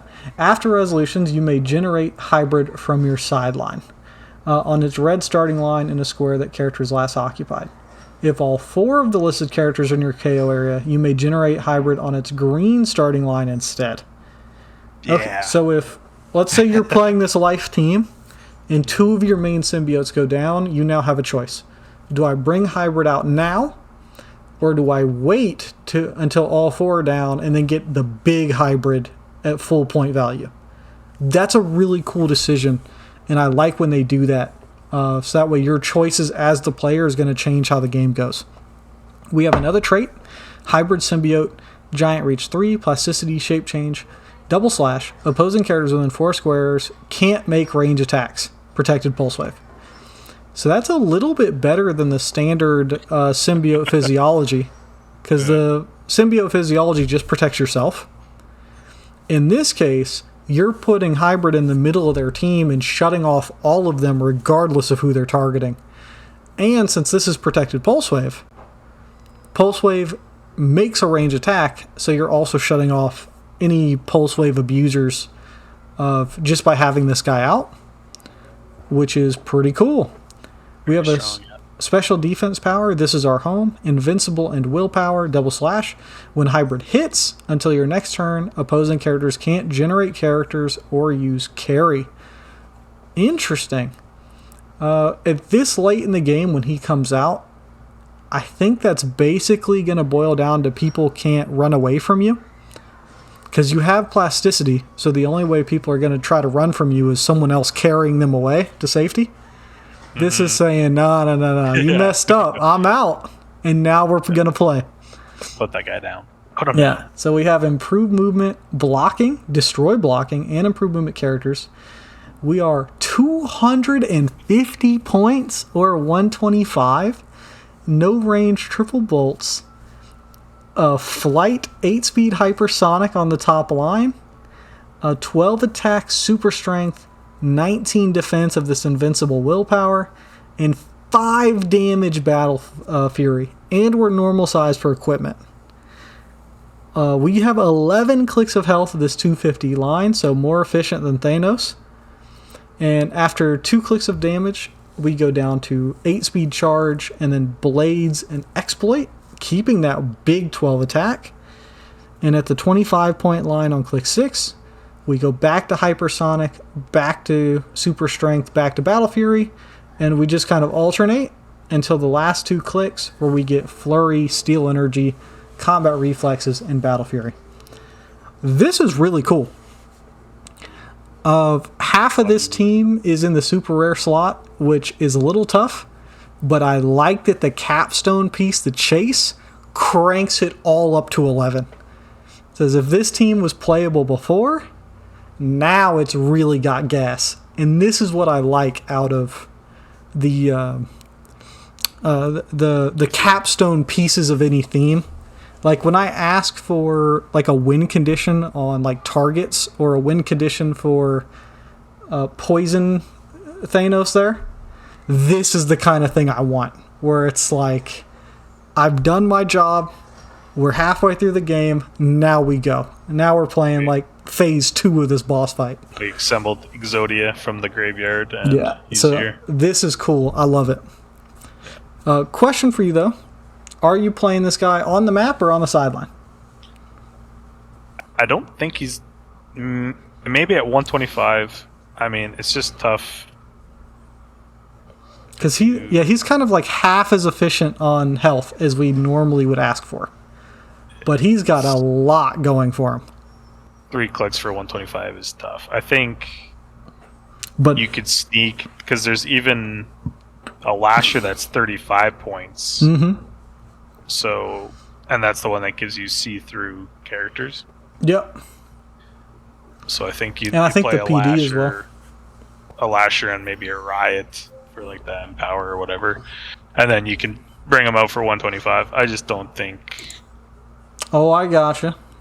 I don't think he's doing enough at 250, right? Dude, this is like a tent pole that shuts off the pulse wave abusers. Yeah. Gets through shape change. Has a rollout himself. Keeps invincible the whole dial. Oh my goodness. He's not protected outwit anywhere. Yeah. He doesn't have cosmic energy. Not even his yeah, defense. I think that's the deal breaker for me there. At 250 at least. Yeah, it's tough. These big boys not having protected outwit is real tough. Yeah, because there's no double attack here. There's no protected outwit. So I think sideline active is definitely where his home's going to be. And no flurry either, right? No second attack. So the most you're doing is 5. So yeah, I think him coming off the sideline is going to be the play. And it's going to be up to you as a player and how fast your game is going. Because I play very fast. So for me, I'm going to be greedy. I'm going to wait till all 4 die because I know I'm getting that many turns. Like, I'm going to throw them in your face and make you kill them. But for most players that don't finish a game within like 45 minutes, you're probably going to... It's going to be a big risk to wait to bring them out. All right. Next guy, this is probably my... That scope looks dope. Yeah. This is probably my number 2. Number 1, number 2 chase in the set here. Who was number 1, sorry? Null, I think. Null? Okay. We'll get to him when we get there. I love Null. He's so good. Carnage. These chases are so crazy. There's so many big boys. 250, 300s. Yo, I'd prefer that over putting them all in the common slot, bro. I hate big commons. Get these big chases, yeah. So he has Carnage Goddess Symbiotes, Power Cosmic, 056. Maximum Carnage, Symbiote, Brute, Cosmic Deity, Monster, Ruler keywords. He has the trait. Yo, given this dude Brute means you can put a Titania with any of these big guys, and then they only take 1 damage from people like Prime Rogue. Yeah. Yeah. Pretty. I love it. Pretty huge. Go buck wild with these big dudes, please. Yeah. So he has Traded Flurry, which is wonderful to see on your big guys. You want to be making multiple attacks if you're taking up your whole team. Mm-hmm. We've got Traded Shape Change and Traded Steel Energy. Awesome on this big dial here. Yeah. Double slash. When Carnage Goddess Symbiote rolls a single D6, any single D6, if the display result is a 1 or 2, after resolutions you may generate a symbiote bystander within 4 squares. Yo, what? Max 4. That symbiote bystander has 6 plasticity, 10 blades, double rollouts, 17 and 2 damage. So he's got shape change and senses, which is super annoying for bystanders. Wait a minute. He has a attack power, God of Violence, Blade Claw's Fangs. When friendly characters use Blade Claw's Fangs, you may re-roll the result. That includes himself. That's global. That's anyone. Yeah. Any friendly characters. So, I mean, it sucks that the Ares bomb has gone away, but Not entirely. Yeah, you can still get a little bit of juice out of it. It's changed, yeah. But you don't get to re-roll each individual roll now, right? Where you're just rolling the one blades. Yo, that'd be nuts to re-roll his blades like 3 times. Yeah. He has a special stop click that he gets 3 times. Necrotic armor. That is stop invincible mastermind. So he makes his own mastermind fodder. He's got invincible mastermind on his stop clicks. He is 250 or 125. Single bolt, which is tough. That's the only thing I don't like so far here. Oh, remember, he's getting the Necro Spear for free for Giant Reach 3 Battle Fury as well. Yep. Which is awesome. He has 9 top 250. He gets 9 hype for Sonic. He gets that 13 special God of Violence blades. 20 invincible for 2 clicks. He's got leadership for more than half his dial, 4 damage. For 250 you get 3 stop clicks. For 125 you get 2, which is usually the reverse. They usually only get 1 on the lower dial. So yeah. For 125 he is 7 clicks long with 2 stop clicks. He is a charge, which is almost better. You get that charge flurry. And he goes to 19 impervious. Couple clicks in the middle of just regular blades, but he never loses his special. He never loses a move attack, which is great.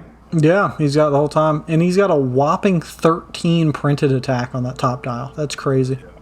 I wish they would have given him a couple more clicks of exploit, but I mean, you can't have it all, I guess. So I realized while you were going through this that this is the counter part to Venom God of Symbiotes. Yeah. Which I didn't realize until you started making the symbiote bystander. So let's see how many ways you make the bystander too. Yeah. Is it really? That's awesome. Yep. I was just double checking their point values to like see where they were at. Same amount of health on the points, similar. Just a little bit cheaper for Carnage here. So you have willpower that you can make them. You have leadership that you can make them. You have shape change that you can make them, and you have blades that you can make them.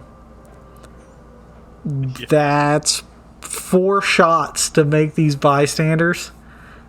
That's pretty good. Yeah. And comparing him to Venom God of Symbiotes, like a very different flavor of like how these symbiotes interact. Super different in terms of like offense versus defense and play style. This Carnage looks so much more aggressive, so much more in your face, less tricky. He's coming for blood, which I think that's what Carnage is supposed to do. You betcha. I love that his real name is just Carnage and not any of the hosts.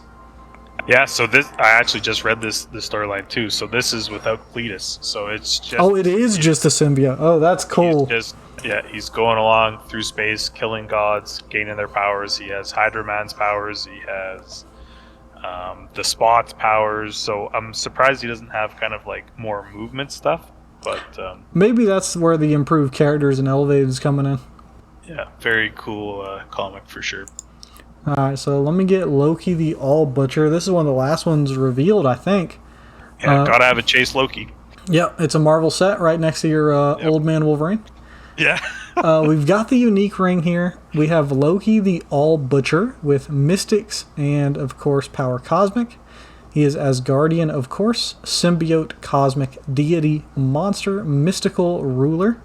They got to be careful saucing around this mystical keyword now because of all the one-shots that like combo with it. We have All Black the All Butcher. That does not roll off the tongue well, but I'm here for it. Blades, Claws, Fangs is a special attack power. When Loki the All Butcher uses it, he may re-roll the result if the targeted character has the deity or herald keyword. So, are those the same keywords as the other one? I thought the other ones cared about Cosmic. No, I think Cosmic was the poisons. Oh, I got so there's slightly different flavoring between some of these. Yeah, they want the gods. So double slash when Loki the All Butcher rolls a single d6. If the displayed result is a 1 or a 2, after resolution is given opposing character an action token. Very Loki-like. If you mess up the d6, you're going to slow down the enemy team. Trickster, yada yada yada. We have A special defense power, Rekindle the Sun. It's a stop click, impervious, double slash. The first time this click is revealed, after resolutions deal 1 penetrating damage to each opposing character within range. With a 6 range, that is a lot of penetrating damage being spread about, and we get this stop click 3 different times. Because it's each time this click is revealed, not the first time the power is revealed, this is going to happen every time a new stop click is shown. We have a special damage power that looks like it's always going to be paired with a stop click, plus you get to start the game with it on the big boy clicks, which is King Loki. Probability control, shape change, but succeeds on a 4 through 6. It's pretty solid. We have improved movement characters, improved targeting, hindering characters, and shooting out of adjacency, with 3 point lines, 225 for 11 clicks, 125 for 7, or just 50 points for 4 clicks. With 6 range and 3 bolts, we start out on the big boy line with 10 speed charge, 12 attack with this special Blade's Claw's Fangs, 19 defense invincible, and 4 damage with that special prob shape change. After 3 clicks, we hit our first stop click on click 4, and we switch into running shot. And we have all special powers down the line. And then that's where our next point value starts on click 5. We just keep with the running shot theme. We have imperv instead of invincible, and we have regular prob until the next stop click. On that stop click, immediately after, we end up with sidestep and end up going pulse wave once we lose the blades. And then we just pretty much keep prob the whole time. Very interesting piece. I don't know how I feel about it just yet. At the 225 point line, Annie's got the Asgardian keyword, so I'm assuming you're going to throw the free... he's going to have +2 defense the whole time from the Destroyer armor. Yep. Standard. Yeah. He doesn't feel like Loki to me. Like, he doesn't do... Like, without his... Like, shape change, yes. Like, shape change prob. But I just wish he had some kind of... Yeah, it's like a weird mix. If it had, like, a mind control kind of thing in it, right? Because Loki is normally, the trickster god that you normally have, like, free mind control baked in, or, like, you're cheesing something into the sideline for free, like the gems. He's got a very distinct flavor. Like, messing with the opponent is how that normally comes up into play. And this is a weird mix of, at the high point lines, you start with charge, and then you turn into a running shot piece, which is the opposite of what you normally want, especially with a massive 6 range. You do have improved movement characters, so it doesn't matter if you're in the middle of combat or not. You're going to just auto break away for that running shot when you're ready. Then he has charged blades. I mean, running shot blades. Yeah, on that stop click, running shot blades hurts. I hope that's just a misprint here on HC units, and I hope it's actually charged on the dial, because that would make more sense. But even like his 125 starting lines, yeah, running shot too, right? So very interesting dial. I never count a Loki out, though. If there's a way people are going to squeeze him into Modern, they're going to find it. And I'm curious if there's a way to generate this guy on his last click to like kind of make him out of nowhere to just do 1 pin damage to everything within 6 as like a little one shot or like a little ping combo that you could do to the other team. Yeah, Destroyer Prime I think can bring Asgardians out, so something like that. Yeah, so if that happened, I could see where that gameplay would come in, and I could see how that'd be pretty solid. Again, if we're just trying to do the D6 nonsense, we have shape change, we've got willpower, and blades. No leadership on this one to cheese out an extra roll, but it's okay. I don't see the necessity for the unique ring. Yeah, just maybe the abuse on the stop click, I guess. That, or maybe they were worried about giving out action tokens like that if you played multiple and just were making willpowers. But seems a bit excessive, but who knows? Maybe someone is just cracked on the testing team and just never rolls anything higher than a 1 or a 2 on a d6. Cracked at missing willpower. Yeah, so maybe that person designed this figure and was like, I'm getting my get back here. Like, someone's paying for my bad luck. Alright, next one is Spider-Man. This is also another... you'll have to... There's no picture on here, but I think you can just go all black. No, that probably won't go. Anyways, it's a cool looking Spider-Man. It's got some armor on him. He is spooky looking. I have not read that storyline yet. I think that's on the newer Venom stuff, but it is Peter Parker Spider-Man. He is 058, Power Cosmic, Spider-Man Team Ability, Spider-Man Family, Cosmic Deity, and Future Monster keywords. He has a trait: every symbiote except us at the beginning of the game generate arachnoids. Bystander. Okay. Spider-Man Arachnoid can use super senses, but only if they're within 4 squares of each other. Weird. So let's take a look at that Bystander. He is 4 range, 1 bolt. He does have the team ability as well, the Spider-Man team ability. Running shot 8, 11 precision, 18 reflexes, and perplex. So he's bringing in his own perplex. Kind of like a... And both are going to have 4 through 6 senses, and there's not a lot of running shot precision bystanders. Like, they're pretty scarce to make those. Him and his little buddy. Yep. He has a his all black Necro Sword trait is a trait instead of an attack power. It is Blades, Claws, Fangs. When Spider-Man uses it, he may reroll the result if it's targeting a deity or herald keyword. When he rolls a single d6, if the result is a 1 or 2, after resolutions, you may place Spider-Man in a square within range and line of fire.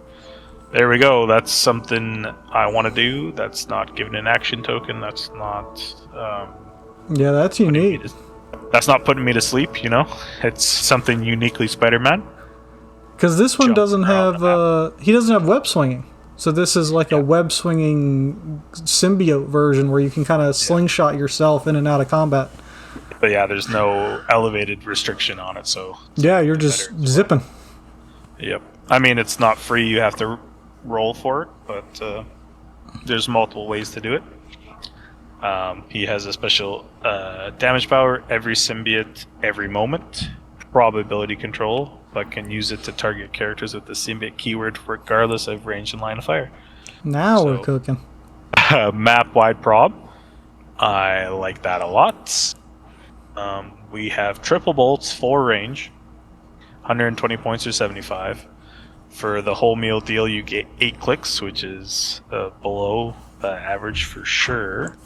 75 points, you get 5, which is also below, so he is a little short on life, but he does have those 4 to 6 senses to keep him alive, along with prob to help out. He is 9 hypersonic, naked attack power. He has 19 invincible, and he has that special attack or a special damage prob for 6 clicks. He then turns to a charge quake piece on his 75 point line, gaining flurry and exploit on the last couple clicks there. So this Spider-Man can get Mjolnir as well. So that would give him giant rage, see through characters, which would also help him quite a bit on his lower dial and high dial. Yeah, I think my only real complaint is that you make the Arachnoid Bystander at the beginning of the game, which does mean that it gets first turn immunity, which is nice. But anytime I see Spider-Man Family, I'm thinking, can I put this on the sideline for my Water Tower trio? And that means if I do and I make this guy, I don't get the Bystander. Yeah, that's tough. But you get... as a main force dude, he's great. I was going to say the prob isn't great too, because that's just symbiote keywords for the prob. But well, that's on top of normal prob. Like, he's not limited to just symbiotes. Yeah. He just gets the bonus. Sure. It's just, that's the thing that makes him great. So the play pattern for this dude, unlike the others, because the others have shape change, of And this one is off of just senses and any other like D60 rolls. So the timing's a little bit different for Spidey. But since this is placement, when you hit this off of a willpower, you're going to feel crazy strong. Because you're going to willpower, zip yourself up the map, then hit your hypersonic. If you roll high, great, you're in there cooking people anyway. If you roll low on the blades, you're zipping yourself right back out to safety. So this character is going to be mobile. Yeah, I can't wait for you to see the sculpt on this guy. He is very sick. I'm looking forward to it. We have Null here at 059. This is Symbiote, Cosmic, Deity, Monster, Pass, Ruler with Mystical keyword, Mystic's team ability and Cosmic Energy. This is the King in Black himself, I believe. That is the trait. Shape Change, Stealth, Double Slash. At the beginning of the game, generate up to 2 standard characters, each of 40 points or less, with the symbiote keywords on their starting lines. That is generate, so you can choose different symbiotes every single game. You don't have to have them on your sideline or anything else, which gives him a lot of flexibility to bring the right symbiotes to the field when you need them. We have the Decimate trait. When Null KOs an opposing character, after resolutions, KO all other opposing characters that share a name with that character. We saw this on Darkseid, I think, I think that's the Master of Time set that had him. Pretty solid ability. It doesn't come up too much in Modern currently, but anyone that's running like double copycats or something like that is definitely going to feel the pain. Or however many people we have named Green Lantern. You may kill a couple people like that. Or the other place it's going to come up is on some of the more cheesy teams that are running like the old school double Captain Marvels, where they're both like 100 points with a million rollouts. Or people that are doing the same thing with Alan Scott, where it's very hard to hit him or even target him. This way, Null just kills one, and then the other dies too. We have a special attack power. We get the entire dial, all black, Slicer of Worlds. Blade's Claw has fangs. When Null uses it, he may re-roll the result if the targeted character has the Deity or Herald keyword. Same. When Null rolls a single d6, if the displayed result is 1 or 2, after resolutions, heal Null equal to the displayed result. So it's not half the result. You're either going to heal 1 or 2 clicks, which is really nice. And he has that the whole dial. And then we have 3 stop clicks, Lord of the Abyss, Stop, Impervious, Regeneration as free. So a couple ways to heal up off the stop, which is nice for a big one-man army, because we're 255 points for 11 clicks of life. So we're going to start out with improved movement characters, always great. 0 range and double bolts. We fly with 12 speed hypersonic. This dude is getting across the map all by himself, no problem. 14 attack with this special Blaze Claw's Fangs. And then we have 20 defense invincible and a printed 6 damage leadership. This dude is a monster stat-wise. Our first stop click happens on click 3, where we lose hypersonic and go to flurry. And then after that, we go down to charge instead of hypersonic for a bit. We go down to imperv, and we go to 5 damage exploit. So now we're Blades exploit. We hit our next stop click, click 7, go back to flurry. That seems to be a theme on stops. We get flurry as well. And then we get hypersonic again for this last bit of the dial. And go down to super senses and probability control. And keep in mind, we keep shape change this whole time. We keep stealth this whole time. And depending on what you generate, it's going to dramatically change how this dude plays. So really, really cool in terms of a unique one-man army that's not going to feel like a one-man army because you're cheating 80 points worth of symbiotes onto the field with you. And this dude's going to... You're going to feel his presence on the map for sure. Null is really cool, and that sculpt looks awesome. Looks like Spooky. Dylan... Oh, there you are. Spooky Null. Big old long arms. Yeah, I love that you can generate different symbiotes every game. So you can just bring a little bucket of them and look at your opponent's team, and you're like, yeah, I think this one will do. Because it's not even on your sideline, right? So you can just generate.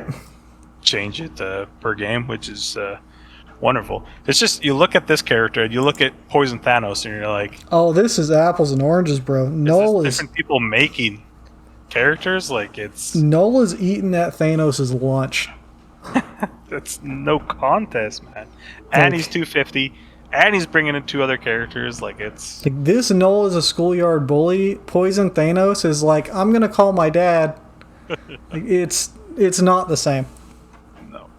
No, I love this Null. He's does some unique things, which is awesome, and he's healing. He's healing the whole time.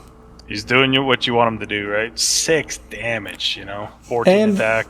I love that he's 255, so you have enough points to put whatever equipment on him you want. You've got one-shots. If they release Predegaton from prison or make another one, you got room for him too. If you're in silver, of course, you have access to Scott Porters. You've got all kinds of stuff. In fact, you don't even need to put Scotty on the build if you don't want. He could be one of the symbiotes you generate. It doesn't matter. So I'm going to jump all the way to our secret chase here. No idea how to say this name. Agarak? Oh, it's just Carnage backwards. Yo, it's Carnage backwards, but how do you say it? Let me give it a shot. Hold on. He's up by the commons, right? Yeah, he's 14. All right. I think it's... How did you know it's Carnage backwards? Right off the bat, not even looking at it. Because I heard you try to sound it out. I'm going to go with Eggenrack. I mean, that sounds like an orc. It's kind of cool. This is Eddie Brock. Pretty much Eddie Brock. anytime... I really need to read this Venom. Yeah, anytime a word puts someone in that kind of stun lock, it's almost always something backwards. So we are O14B, which is cool because that Venom doesn't even give you a hint of it. No 14A, nothing. Oh, yeah. Yeah, it's I love that they're doing this. Very cool, especially if you can pull it. It's a secret chase, yeah. Yeah. And this guy because it's got her same colors, except instead of being... Yeah, black, it's all gold. Yeah. Oh, that's cool. Yeah, I like that. Because, this is Mary Jane after this run is when they... So I was wondering why the gold there, but it makes sense after this Venom is gold, so... I feel like a bad Venom fan not reading that modern run that just came out last year, but... it's all good. I'll get to it. Yeah, he's got a trait here. I guess keywords symbiote armor, future monster warrior.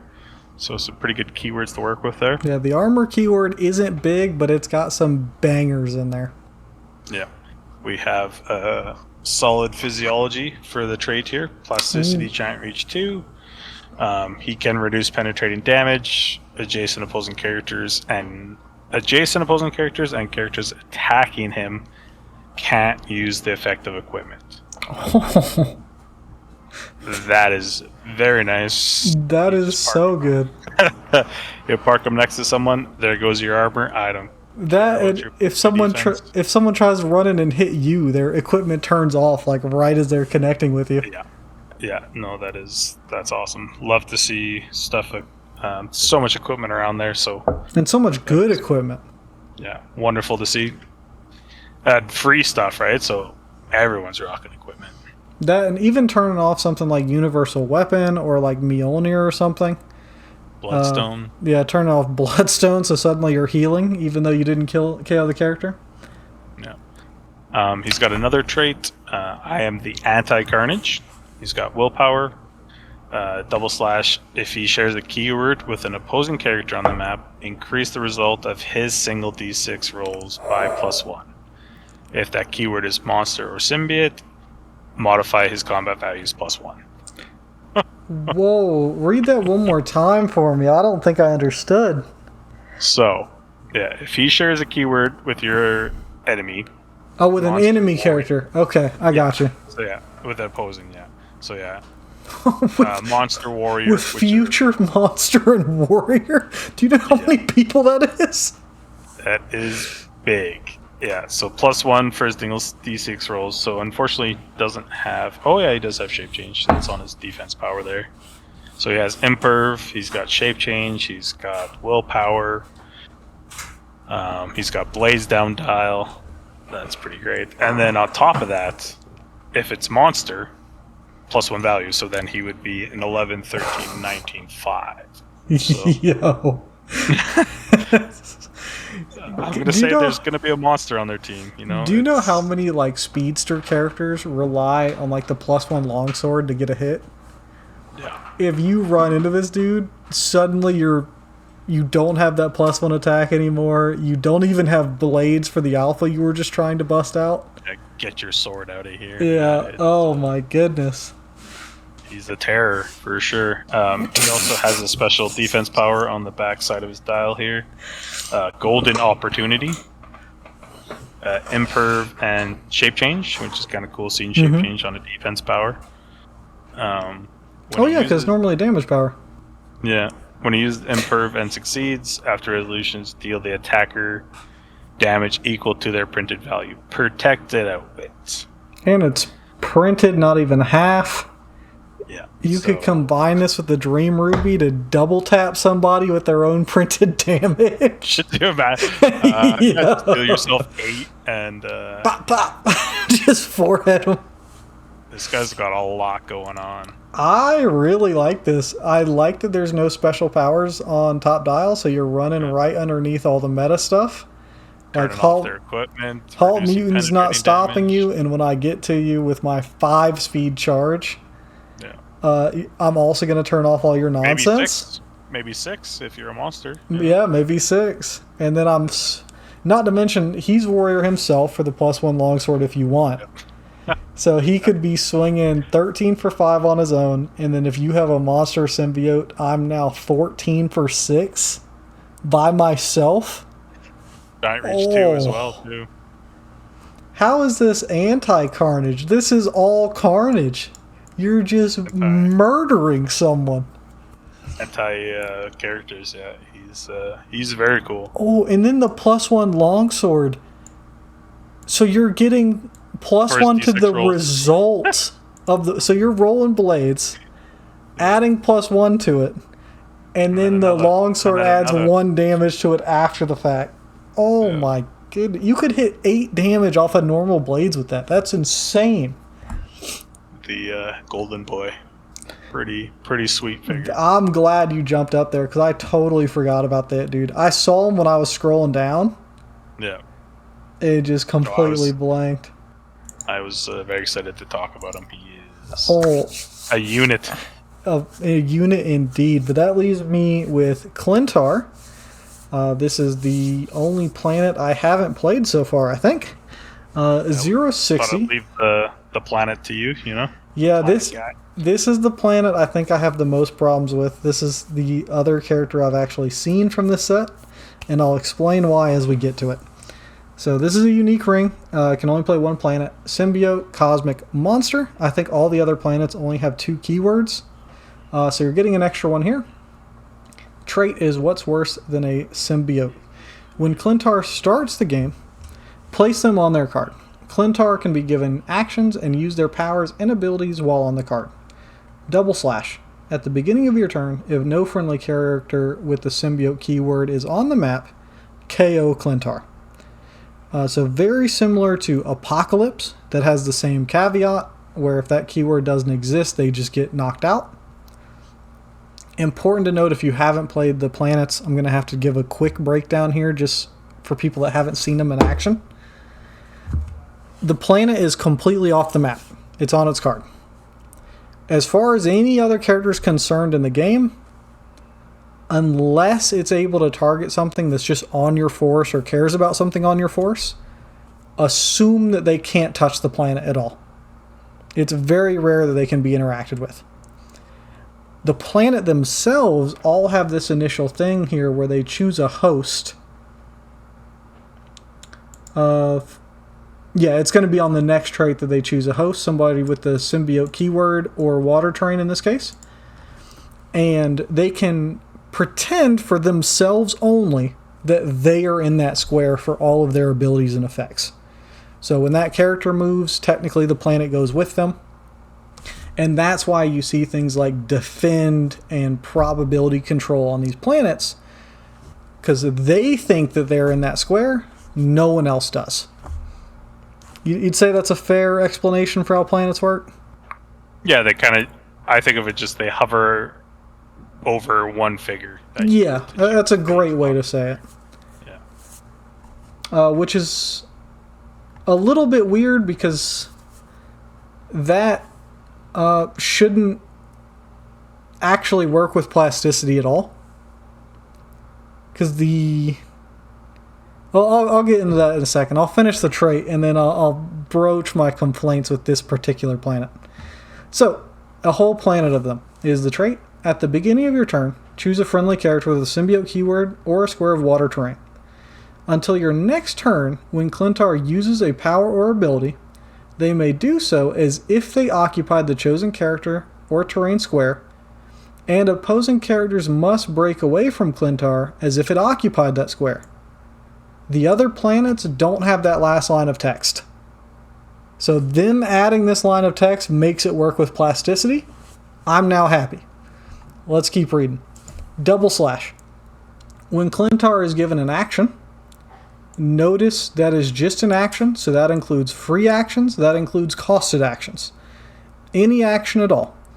After resolution, roll a d6. On a 1 through 3, deal Clintar 1 unavoidable damage.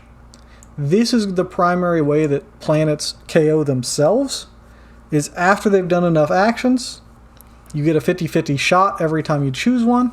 Eventually you're going to knock yourself out. And then we have a last trait, power action. Generate a 012 Clintar symbiote on its red starting line. Double slash free.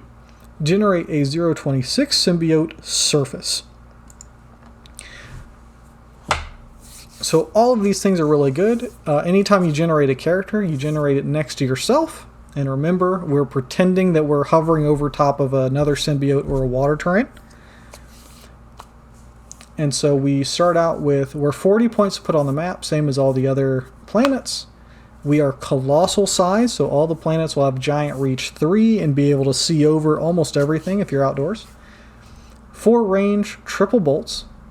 0 speed, because the speed doesn't matter. We start out with plasticity. We have a 19 defend. So the character you're hovering over does not get that bonus because you're not adjacent to your own square. But anybody around that character will share the 19 defense. And then you also have probability control. Defend and probability control are not actions, so you're not going to hurt yourself for doing those. But we have this power and this free to generate symbiotes here, which is great. On click 2, we're going to gain incapacitate if we want to give out action tokens. And we're going to switch out probability control for perplex. Perplex is another free action, and if you lose perplex, you also lose the stat modifier. Yeah. So there's a very good chance here, a 50-50, if we're doing the math right, that you're going to use perplex to modify something and immediately go to this next click here and lose your defend but get prob back. So if you need to, get onto mind control or, get back onto prob, that's a free way to do it. You could also free action generate another symbiote surface to lock people down, or you could take a power action to generate this Clintar symbiote. So you've got multiple ways to move your dial if you want to. And then on click 3, you gain access to mind control. We still are on incapacitate, and then we've already covered the defense and damage. And then the very last click, we get poison, which is another free action. So if you use this poison, you've got a 50-50 chance to kill yourself and give 40 points to the other team. And we've got perplex at the back end, which again, 50-50, KO yourself, give 40 points away. So you can a lot of ways to die. Yeah, you can see my problem here with Clintar compared to all the other planets. The other ones become progressively more dangerous. Like, they'll gain more attack. They'll get up to like a 13 attack for like 4 or 5 damage. Like, they can actually do some damage. Or the Apocalypse planet is the only one that doesn't hurt itself off free action. So that one has poison its entire dial. And so that one you just stick on someone and poison people every single turn and generate bystanders. And that's how it does damage to itself. This Clintar planet, if they don't give it an utility, if they don't give it an errata, this is probably the trickiest planet to play of all of them. You can generate more things. Generating the Clintar symbiote is the one that gives the special powers when it's KO'd and the extra bolt, I think. Mm-hmm. Yeah, poison, shape change, and the additional bolt. And of course, the surface is not the water itself, but this is what generates more slime water terrain to lock more things down. So you only need to do that once, Yeah, so this planet... Well, if you have 2 of these and you've made like more than one across the map, you're generating multiple waters every turn to really lock people down and slow the game down. So this planet is much more controlling, and if you use these free actions to make the surfaces... So this is the play pattern I'm expecting, right? Turn 1, if you don't need the Clintar, you're going to make the surface. You're going to go to your click 2. If you need to be on probability control, you're going to use Perplex right away and try to hurt yourself to get onto click 3. And then you're probably going to sit most of the game sitting on click 3 on this prob if you needed those surfaces to be made. Because every other symbiote has plasticity. But the other unique interaction here is that the symbiote surfaces that get made, the water, there's nothing in that water that says that the opponent can't just walk out of it. So when you make the water, if you choose that Clintar is over top of the water terrain for that turn, now they don't have any improved movement, and they have to break away from the plasticity planet since you're in the water. So you do have that combo if you don't want to hurt yourself. But probably the trickiest planet overall. And once people that haven't played with it before realize how easy it's going to be to kill yourself with this planet, it's probably going to get the least amount of play as well. Even though Null is able to bring this dude in for free, no problem. Which is dope. I think Null is standard characters. Yeah, standard. Oh, never mind. I thought we had a Wombo combo. We don't. That would have been pretty sick. I'm definitely going to try to play it. But I don't have high hopes. I'm hoping that it feels better than it does. But I think a lot of it's going to rely on that water terrain being impactful. Yeah, it's how much value you're going to get out of the... Because you're getting a 15-point figure for free, which you're for that extra bolt, right? Yeah. Cheat on a symbiote. Yeah, it's not amazing, but I definitely wish it didn't have hurt itself, because really it's not doing... I mean, I guess... Yeah, just keep doing the free every turn. Yeah, giving it a 10 attack mind control is kind of crazy, I'm not going to lie. Yeah. I wish the last click had defend, prob, and probably the plasticity. Like, if this last click was identical to the first click, I'd be much, much happier. Yeah. But that is it for the chases. That is a heck of a chase run, man. It's a lot of hefty guys.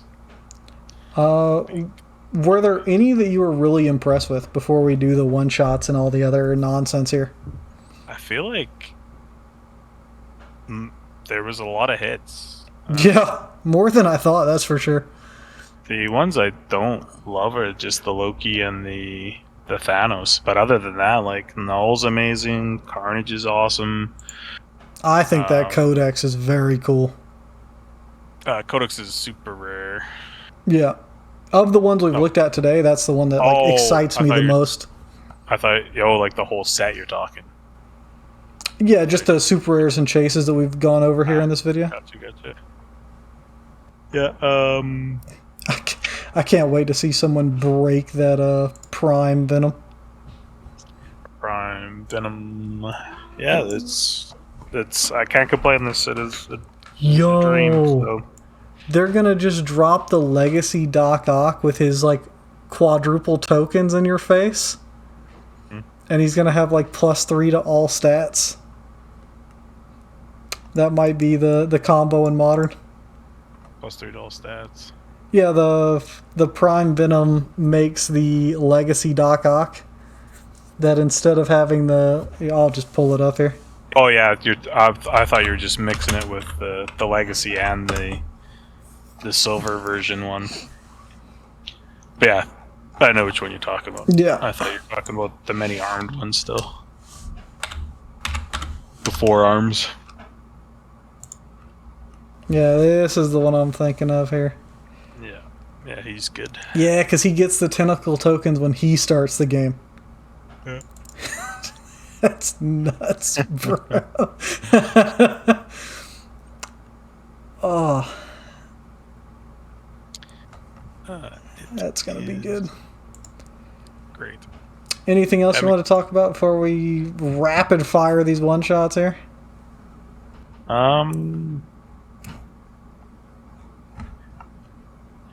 No, I don't think so. All right. We won't really go over the play-at-home kit stuff.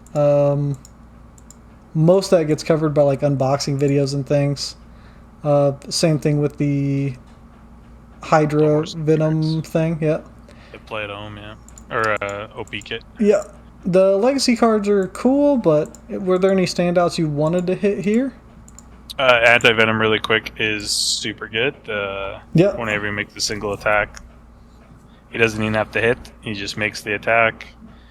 Characters can't use powers till your next turn, so yeah, there's ways to make him get carried up. Practice teamwork, make the attack. And he's a Spider-Man family, so you can sling him across the map with Spider-Man fam. Yeah. That's pretty cool. And that turns off stop clicks. Yeah, just can't use powers, so until your next turn.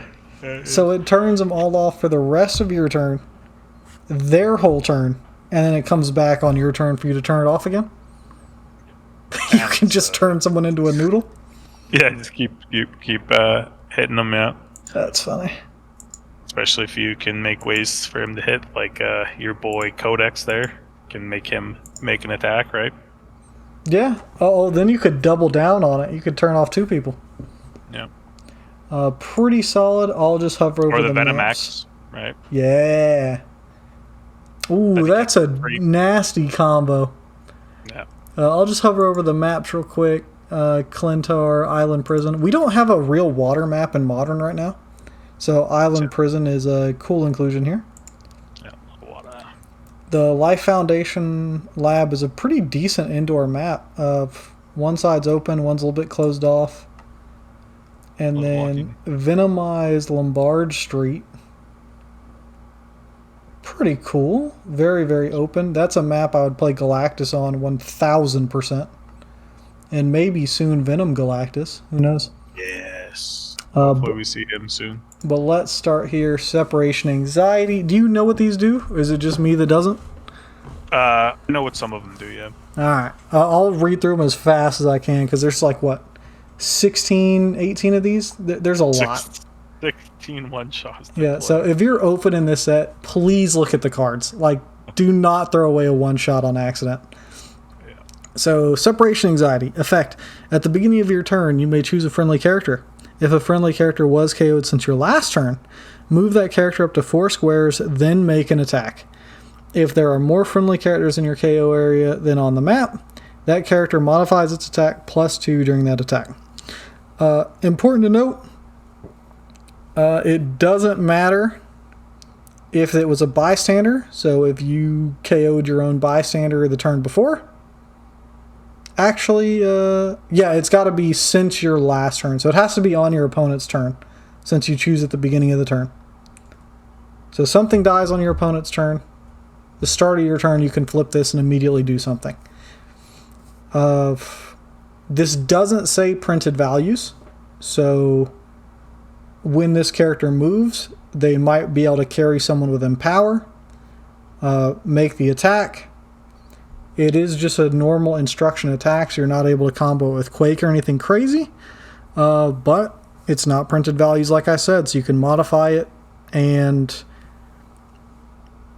Jesus, man. If you have more stuff in your KO area, you get +2. What I'm seeing is that my Justice League team that has like 3 different ring slingers on it, that's going to have like a bajillion of bystanders in my KO area, I'm going to be able to have that new Batman or Superman or someone make this attack, especially if it's a turn that you generate of... What's the big green dinosaur? Like Green Torch. Yeah, so you generate Green Torch, and then at the beginning of your turn before it leaves, you get to do this and make another swing with Green Torch while you carry your Empower piece with you. That seems pretty good. I'm glad this is 10 points and not 5. But you are going to have to set it up a little bit. I wonder how they decide. Do you think they just roll a die or flip a coin? I think they close their eyes and they spin around with their finger pointed somewhere. And whoever the finger lands on, they just yell a number.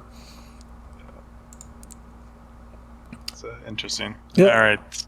Next one we got Lethal Protector. It is when a friendly character hits, if you have more standard characters in your KO area than your opponent does, you may roll a d6, modify that character's damage value by half the result. So possibly you get Empower for free, I guess, or not, for 5 points. Yeah. Notice it is modify. So anyone, especially new players that are struggling to identify when you can and can't modify damage, that's going to matter for this. You cannot combo this with Blades. Indeed, because Blades is already modifying your damage. Yeah, it's an instead of, so you can't modify those. Pretty lackluster. Yeah. I guess you could high roll it +3. That, or even if 5 points for plus, but you're going to get 2 on average, so not bad. And on all of your people that care about rolling a 1 or a 2, this is just another thing you can flip over and give yourself another shot at it. Yeah. Yeah. Maximum Carnage effect at the beginning of your turn. You may choose a friendly character. If at least one opposing character is adjacent to them, deal all characters adjacent to the chosen character 1 unavoidable damage. Oh. Then heal all damaged characters that weren't KO'd 1 click. So basically, if someone is already sitting on their stop click, you get a free way to kill them. If you have something that stops them from healing, then they just eat the 1 damage forever. It's unavoidable damage, which means I think this might be the final death knell for our boy Spirit of Vengeance Red Hulk. Oh, yeah. Yeah. But I don't think everybody's going to pay 10 points to put this on the sideline unless you've got ways to abuse it. So this is going to be one of those things where you're going to be, if you have something that gets abused by 1 unavoidable damage, you're going to be like, oh my god, but what if they have the Maximum Carnage 1 shot? But it's never going to be there, I promise. What if they have Black Beetle? Yeah, if it's there, you're cooked, but you just got to take those losses. It's your rock to your scissors, Yeah, you just got to eat that one. Next one we got Concealed Costume for 5 points. When a friendly character replaces another character, you may heal the replacement character 1 click. If you do, they have immune until your next turn. Oh my god. What are we doing? Alright. You know what just immune? Like you know what just came off the bench for silver, bro? Masters of Evil. You're handing out immune and healing to Masters of Evil. And they already have healing, so. Oh. Yeah, immune is huge. So, yeah, this is going to be really brutal in Silver. Or even your with your Prime Venom, bringing in your. Well, they have to replace another character. It can't just be generate. Yeah, you got to replace somebody. Oh, so, Eddie Brock though. The Eddie Brock bringing in the Venom God. That'll definitely do it. Or of any of the shifting focus characters that they print within the next 2 years. Batman and So that'll come into play. That's great. I imagine if someone figures out that this is abusable, it's going to be everywhere in Silver, especially if that team starts winning. Other than that, you're really going to only reach for it when it's relevant. Yeah. Like, you're not going to build a team to use this, you know. Which is how they should be. Yeah, like I feel like one-shots are at their best when they highlight something that you're already doing and not be so powerful you have to do it. Yeah, it's like, fortify every team. Yeah. Why not? You're going to get hit big for one time, you know. So we've got Alien Hunger as our next one. When a friendly character uses Steel Energy, you may choose that they instead heal equal to the total damage taken by all opposing characters during that attack. Yo! So if you hit two characters... Thank goodness this is during the attack. So something like Ares now that does like damage after resolutions isn't going to like multiply this. Yeah. So it's not as cheesable now that Ares just got changed. But can you imagine this with like a Poseidon quake on the water map? You just heal your character like 11 billion clicks. Click it back up. Yeah. Click star with a full.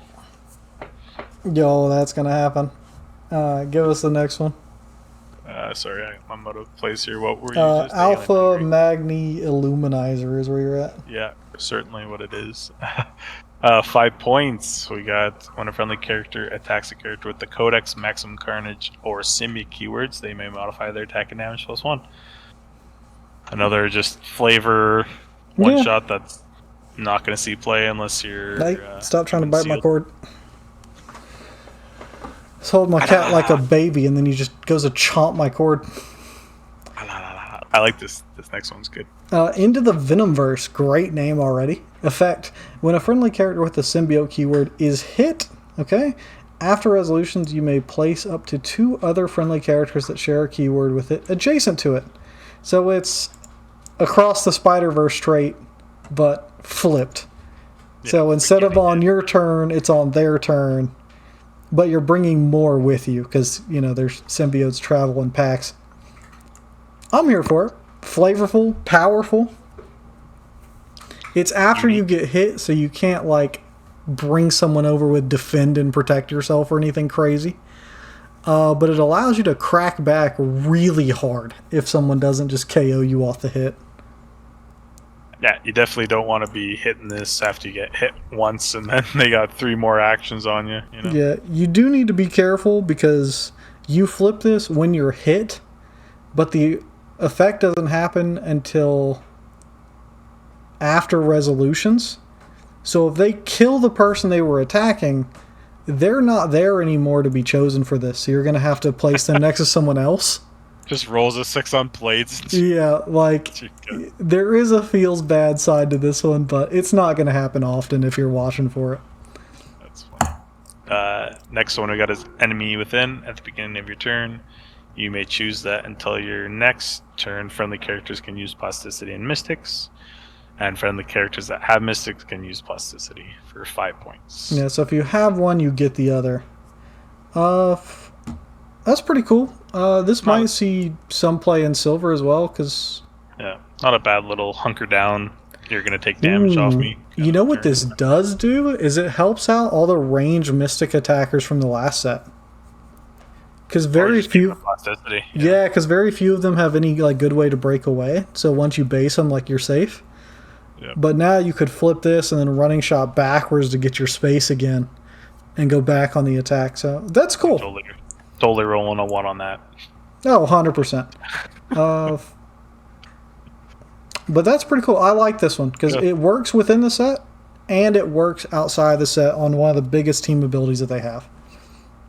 Nice little filler if oh my goodness, you left me this MLA format essay. What is this?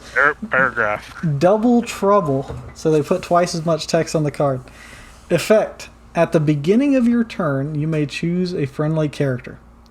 Generate a web smoke terrain marker and a slime water terrain marker into distinct squares, so they can't be on top of each other, within 4 squares of that character. So let's break that down. I choose someone. That someone is the nexus for a web smoke and a slime water that has to go in different places. Okay? This game, the web marker, as characters occupying this marker must break away to move and can't automatically succeed in their breakaway rolls. Remove this marker from the game when no one occupies it. Okay, so you put it under someone. Got it. If you put it in an empty square, it just immediately goes away. And the slime marker, characters that began the turn on this marker can't be placed. Okay. So this is a one-shot for 5 points to lock down 2 characters at the same time. In different ways. Yeah, if they're water, they can just walk out of it. If they're in the web's a little bit better and it completely locks them down. But once they're out, they're free, where the water will stay there the whole time. Pretty solid. I mean, this is another one-shot that helps range attackers maintain space. Because right now, melee attackers just run into your face and then there's no way to get away from them. Eat your lunch, yeah. Yeah, so I like defensive one-shots like this that are less oppressive. Because if you use this for the melee attacker, this is basically a pseudo halt mutant. Like, instead of stopping all the motion, you run your juggernaut in, punch them, hit them, and then on your next turn after your halt mutant's over, you flip this one, and then you tie down 2 different people this way. They're evil. I mean, this is what the playtesters have to think about. So this is halt mutant's follow-up. That's why it's called Double Trouble. This is the layup after the slam. I see. Come on and jam. Yeah. Next, we got Let There Be Carnage. When a friendly character rolls for shape change and fails, after resolutions, you may deal the attacker penetrating damage equal to half the result. Yo, what was that Carnage that was already doing this? Now we can do his shape change, Let There Be Carnage, and the Dream Ruby. And just bing, bing, bing, just drop somebody. That was backwards Carnage, Gold Carnage. Oh, that one's already good. Yep. This is really solid, though, especially because people like the Collector, for example, that need a little bit more offensive punch and use shape change predominantly as their way to stay safe. Or for me, I'm going to slide this onto my Thundercats team because all my Thundercats have shape change. And just basically guarantee you're going to get some results out of it. Yeah, anybody that's using the phone booth, shape change is all over the place right now. Yep. Is solid for 5 points. I get the only one of these I've seen and the only one I'm mad about.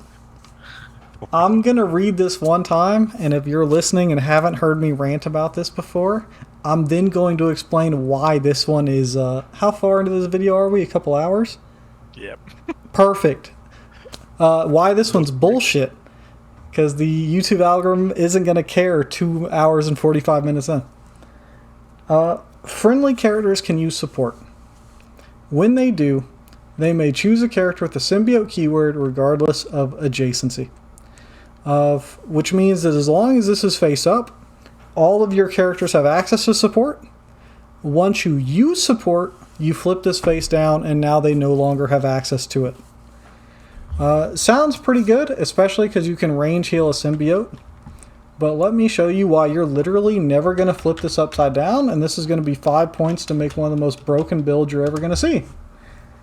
That's right, my boys. This is Team Up Kyle Rayner. Free. Choose a character with Kyle Rayner on your sideline. We're going to choose this blue one. If you've seen my Machine Gun Starro build, you know where this goes. This is going to give everyone on your symbiote team... Actually, it doesn't need to be symbiote. It just needs this one shot. This is going to be everybody on your team is going to have access to both Empower and free. Choose a character that's missed this turn. That character makes an attack.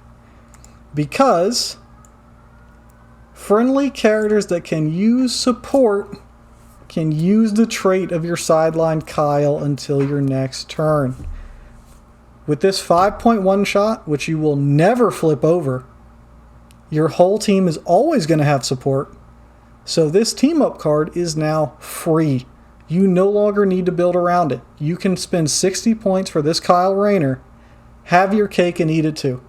You're playing 240 points of the most degenerate range attacker you can find that shoots through everything, that has multiple bolts, and then you're going to attack as many times as you have characters, and it just doesn't matter. Like, it would be a real shame if they introduced a character in like an OP kit or something that like did damage even when it missed. So that way when you miss, you can make more attacks, do more damage, and it's penetrating, and you get the idea. Certain character. Yeah, like if there was, I don't know, like an Iron Man or something that could do that combo. And even if he's got like really specific team requirements, you just need 65 points and you can make him attack as many times as you want. It's just something to think about. Or you can pay 5 points and just heal somebody one time with support. Across the map. Yeah, across the map. You could do that too. I mean, that's still really good. It is. It is good. I'm paying 5 points for that. I'm also paying 5 points, but it's not for that. I'm paying 5 points to attack 16 times with my Starro or my Galactus or whatever I want. Eternity. Make him a speedster. Do unavoidable damage as well. Sounds fun. Yep. You're welcome. Classic Heroclix. Please errata this, by the way. And someone might ask me, how would you errata this to fix it? Just make it worded the same way as the Superman enemy team ability. Make it a free action to activate to then be able to use the power. If you do that, then only one character gets it. That's it. Or friendly characters with the symbiote keyword can use support. Yeah, limited to a keyword. Yep. Anyway. Many ways. Don't worry. I'll make a video on it. I'll redo my machine gun team. It will not get changed, I predict. Dude, you're going to see me in modern, you're going to see me in silver. It's just going to be what flavor of machine gun I'm pointing at somebody. No. Zombie infection is our next one. Yep. I feel like I have a Starro infection right now. Yeah. Well, you don't even need to do Starro because you don't need to heal anybody. You just pick the biggest attacker. Who cares? What if I just have nightmares for that Starro team? Okay. When a friendly character is KO'd after resolutions, you may generate a 008 zombie, then click 1 into the square they last occupied. 5 points. Yeah, it's dope.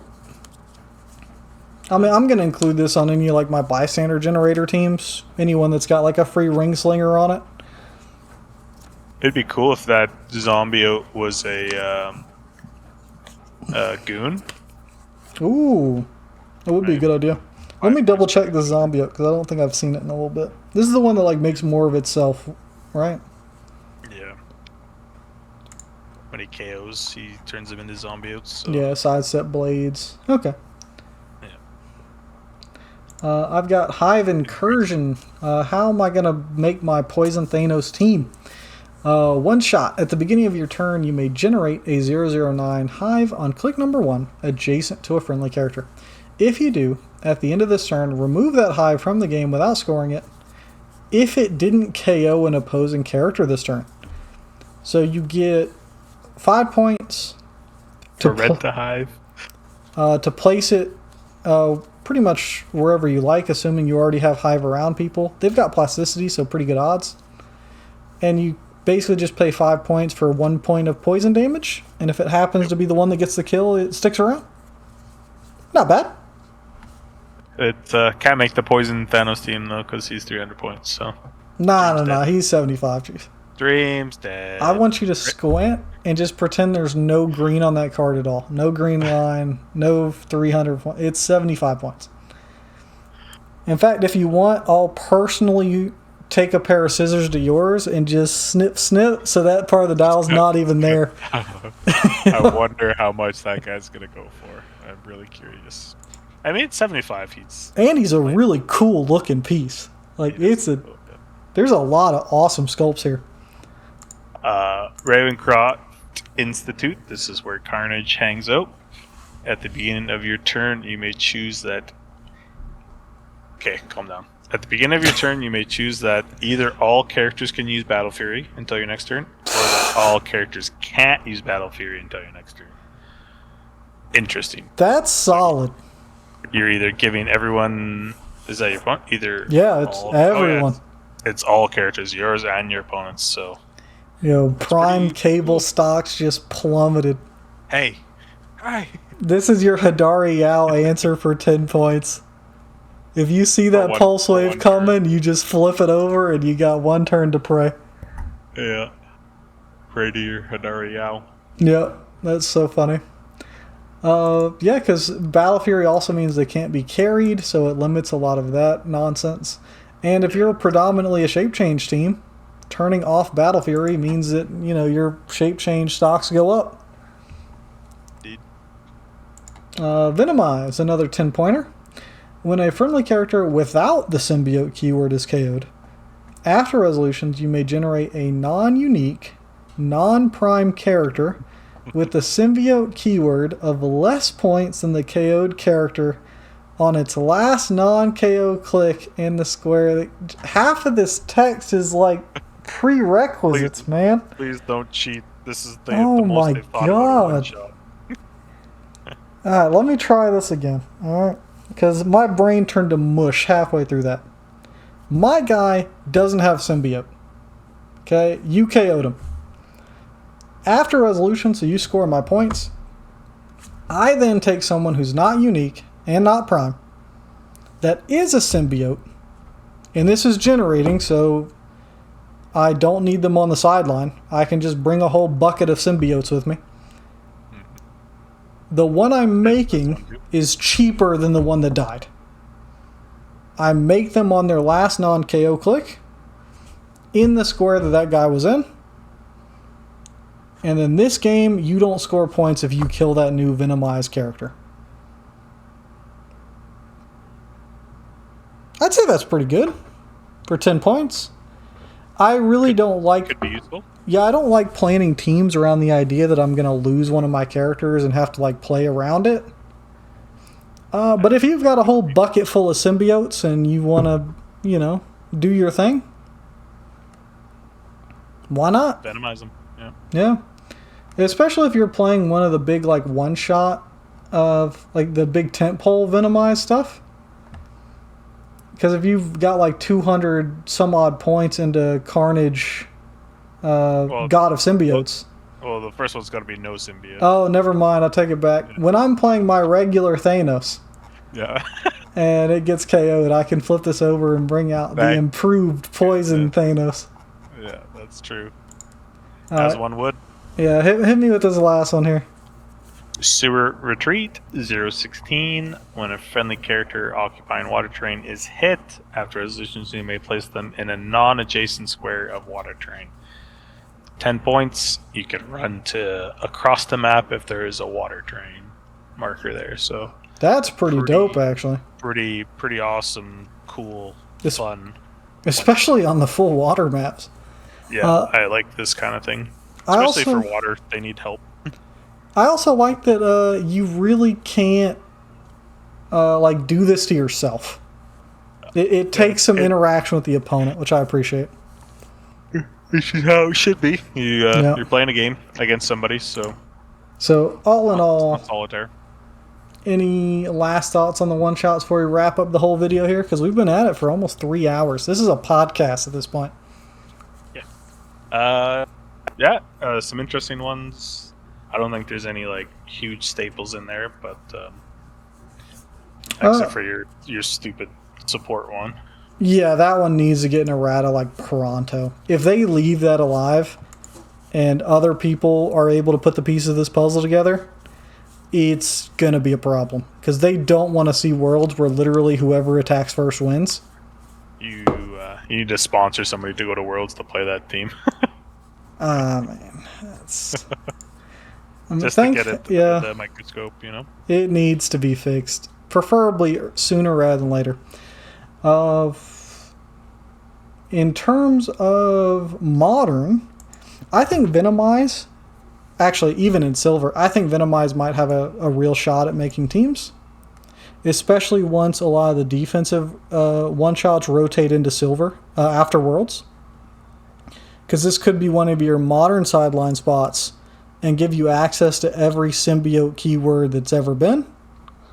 So regardless of what character of yours gets KO'd, you have something to bring out.